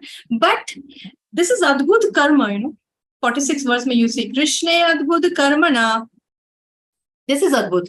Externally, he's trying to convince and trying to pacify him, but internally he is he does not want that Yudhishthira Maharaj get convinced by Krishna. What is the reason? There is a big plan. Yudhishthira Maharaj will not get convinced, and Krishna will take them to Vishnudev because he has some other plan. We will discuss this tomorrow, of course. But this is Adbhut Karma of Krishna, internally and externally. And Prabhupada writes very beautifully in the puppet also. He explains this thing. This is his superhuman act, He does that. Yudhishthira Maharaj was sad, weeping, like Arjuna was weeping in the beginning. And Krishna is an authority. But he's not getting convinced. And then Krishna said, okay, you're not getting convinced by me. You get convinced by other sages, the Vyasdev God. It happens. If somebody is not, listening to us, then we direct them to, okay, you go to that devotee. You are also a girl. She's also a girl. You will understand better, Or you are also, one time one great, scientist came. And he was talking to Maharaj and he understood. He said this. Yes, I agree, Maharaj, but still I have this thing. Then Maharaj, what he did, okay, you go to that devotee. And, another devotee was also, into research in one of the university. So this will good match. So when he spoke to that devotee, this person who was a visitor and who was a scientist, he got convinced. We get convinced with our equal sometimes. Like a doctor will convince by a doctor devotee. Some Jain person is there, he will not get convinced by us. But when we get him connected to a devotee who is a Jain, then he'll get convinced. Sometimes it happens, So a boy also, there are many youngsters, boys like me, he will get convinced. So then Krishna thought, okay, you're not getting convinced by me, Vyasdev. But no. Even Vyasdev was also, telling so many things. He was not able to get convinced. So this was the thing I wanted as a group exercise. 48, 49, 50, 51, 52. Discuss reasons for Yudhishthira's dejection. Explain relevant points from Prabhupada's purport, and maybe we can reduce the time. You can just take 1 minute maybe. And now we have no time to make the groups also. So anybody can say, take one verse, read it, and say what was the reason why Yudhishthira Maharaj was not happy. It's all given. We just have to read and speak. It's all given. 48, 49, 50, 51, 52. In 5 verses, the reason for Yudhishthira's dejection. So whosoever is ready, you can tell. And this is one of the question also in your book. Mataji, Yudhishthira Maharaj was deluded by affection. That's why he was dejected. As per text 47. Another is mass killing. Okay, very good, Prabhuji. The first reason is text 47. He was deluded by affection. Deluded by affection. Normal pure devotees are not deluded by affection, but it is Krishna's plan, Like Arjuna got confused and bewildered and he was thinking in the bodily level. So here also he was deluded by affection, by Krishna's arrangement only. And one more Prabhuji said something, number 48. Mass killing, Mother, mass killing. Huh?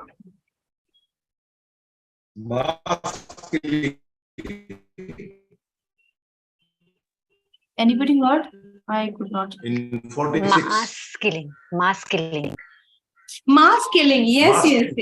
He was worried about the mass killing, massacre of human beings in the battle of Kurukshetra. Because of him, he became the king. So, because of him. Yes, mass killing. Thank you, Prabhuji. 48 verse. What is that?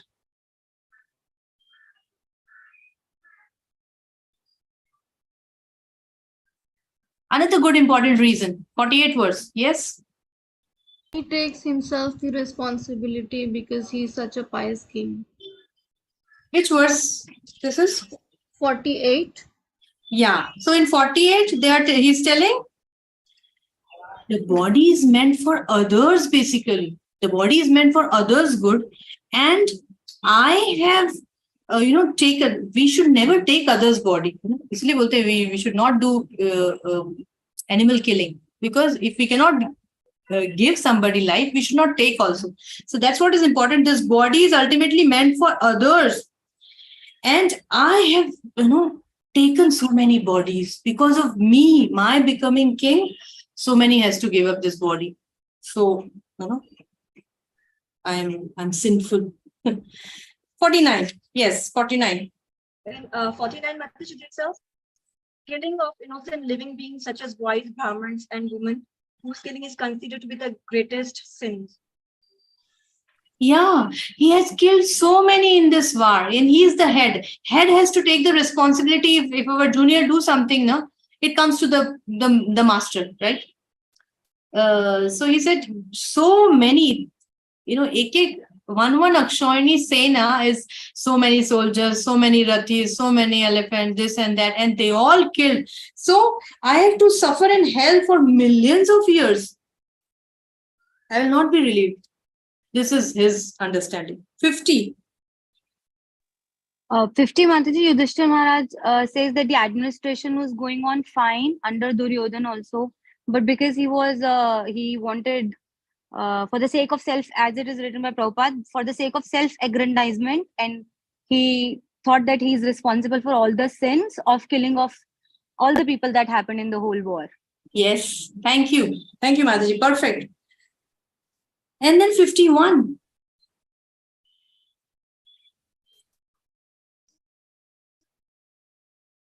Mataji, Yudhishthir Maharaj started considering like he had caused enmity to such an extent that it was not possible to undo that by any material kind of welfare work. Yes, he has done so much. It will not be counted. There are some some injunctions in the Shastra. If you have done this mistake, do this. It will be, what is that? Prashchit, atonement. You have done this, do this, whatever. But he's telling, I have done so much. It's not possible to undo it by any material means. This much calamity or this much killing has been done. Then 52. 52 Mataji, he says that all the sins that have been committed, just like muddy water cannot be purified through mud, and he's giving examples. So he's saying whatever sacrifice he's going to do post this will not be able to counteract the killing of men that has happened in the war. Exactly. The two beautiful example: muddy water through mud, we cannot filter, and we cannot purify a wine-stained pot with wine. So here is a good conclusion what Prabhupada is writing. Ashwamedh Yagya, this Yagya, that Yagya is giving in detail. But Prabhupada is telling, somebody can read this. Final thing for all of us. Yes. In this age of quarrel and hypocrisy, there is no possibility of performing the yagyas perfectly for want of expert Brahmins who are able to conduct such yagyas. Maharaj Yudhishthir before gives a hint to performing sacrifices in the age of Kali. In the Kali Yuga, the only sacrifice recommended is the performance of the Harim Nam Yagya, inaugurated by Lord Sri Chaitanya Mahaprabhu. Thank you very much, Prabhupada ki jai. Sri Prabhupada ki jai. Thank you very much. This is from the same purport, 52. So in one way, Maharaj Yudhishthir giving the hint of performing Sankirtan Yagya. All other yagyas, Prabhupada is very nicely explaining this. This is given by Chaitanya Mahaprabhu. One should not indulge in any other thing. Harinam Yagya is enough. So that's how. And tomorrow's chapter is again very beautiful because he is not getting convinced. He's still morose. He's thinking it's because of me only everything has happened. So Krishna arranges one more episode, and then probably he will try to go to Dwarka. That is again a beautiful chapter, number 10. How he goes and what everybody says. But the next chapter is again a little pause. Something more will happen, and this we will discuss tomorrow. Thank you very much. Srila Prabhupada ki jai. I beg forgiveness for a little late, but we can't do justice. Whatever I said is just superficial. Every verse is so much in depth for all of us to understand. It will take lifetimes to understand and implement. So we are all bound by time and space. Hare Krishna. Srila Prabhupada Hare ki Krishna. jai. Srimati Before Kunti everyone Maharani leaves, ki jai. before everyone leaves, I would kindly thank Her Grace Prembhaktirasa Manji for accepting our invitation for teaching Bhakti Vaibhava to all of our students here. And some of you were not there in the beginning. We welcome her with the introduction. So just I'll restate the same thing. Madhuri is a disciple of His Holiness Radhanath Swami Maharaj, and she's been practicing Krishna consciousness for the past 20 years. She stayed in US and Europe with a family and preached all around there, wherever they went in Europe and USA. And she's been, and her good husband, she's been working, serving as a counselor, which is an important service in Pune. And she's very keen in studies, Shasik studies. And she's also taking care of the girls preaching in Pune, the girls' voice here. And she's a very active member of Bhakti Vedanta. And myself, Bimra Prasad Pu, we are in the same batch. And last year we heard her a very amazing and wonderful scholarly presentation in Putana. So myself and Prabhuji Bimra Prasad Pu, we discussed and we invited her for this program. She kindly agreed.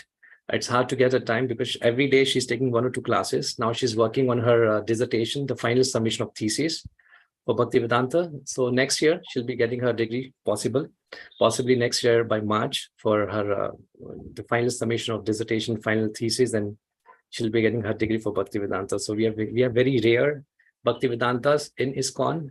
At most, I think I can say and count, we have only 15 Bhakti Vedantas all over the world. She's going to be one of them.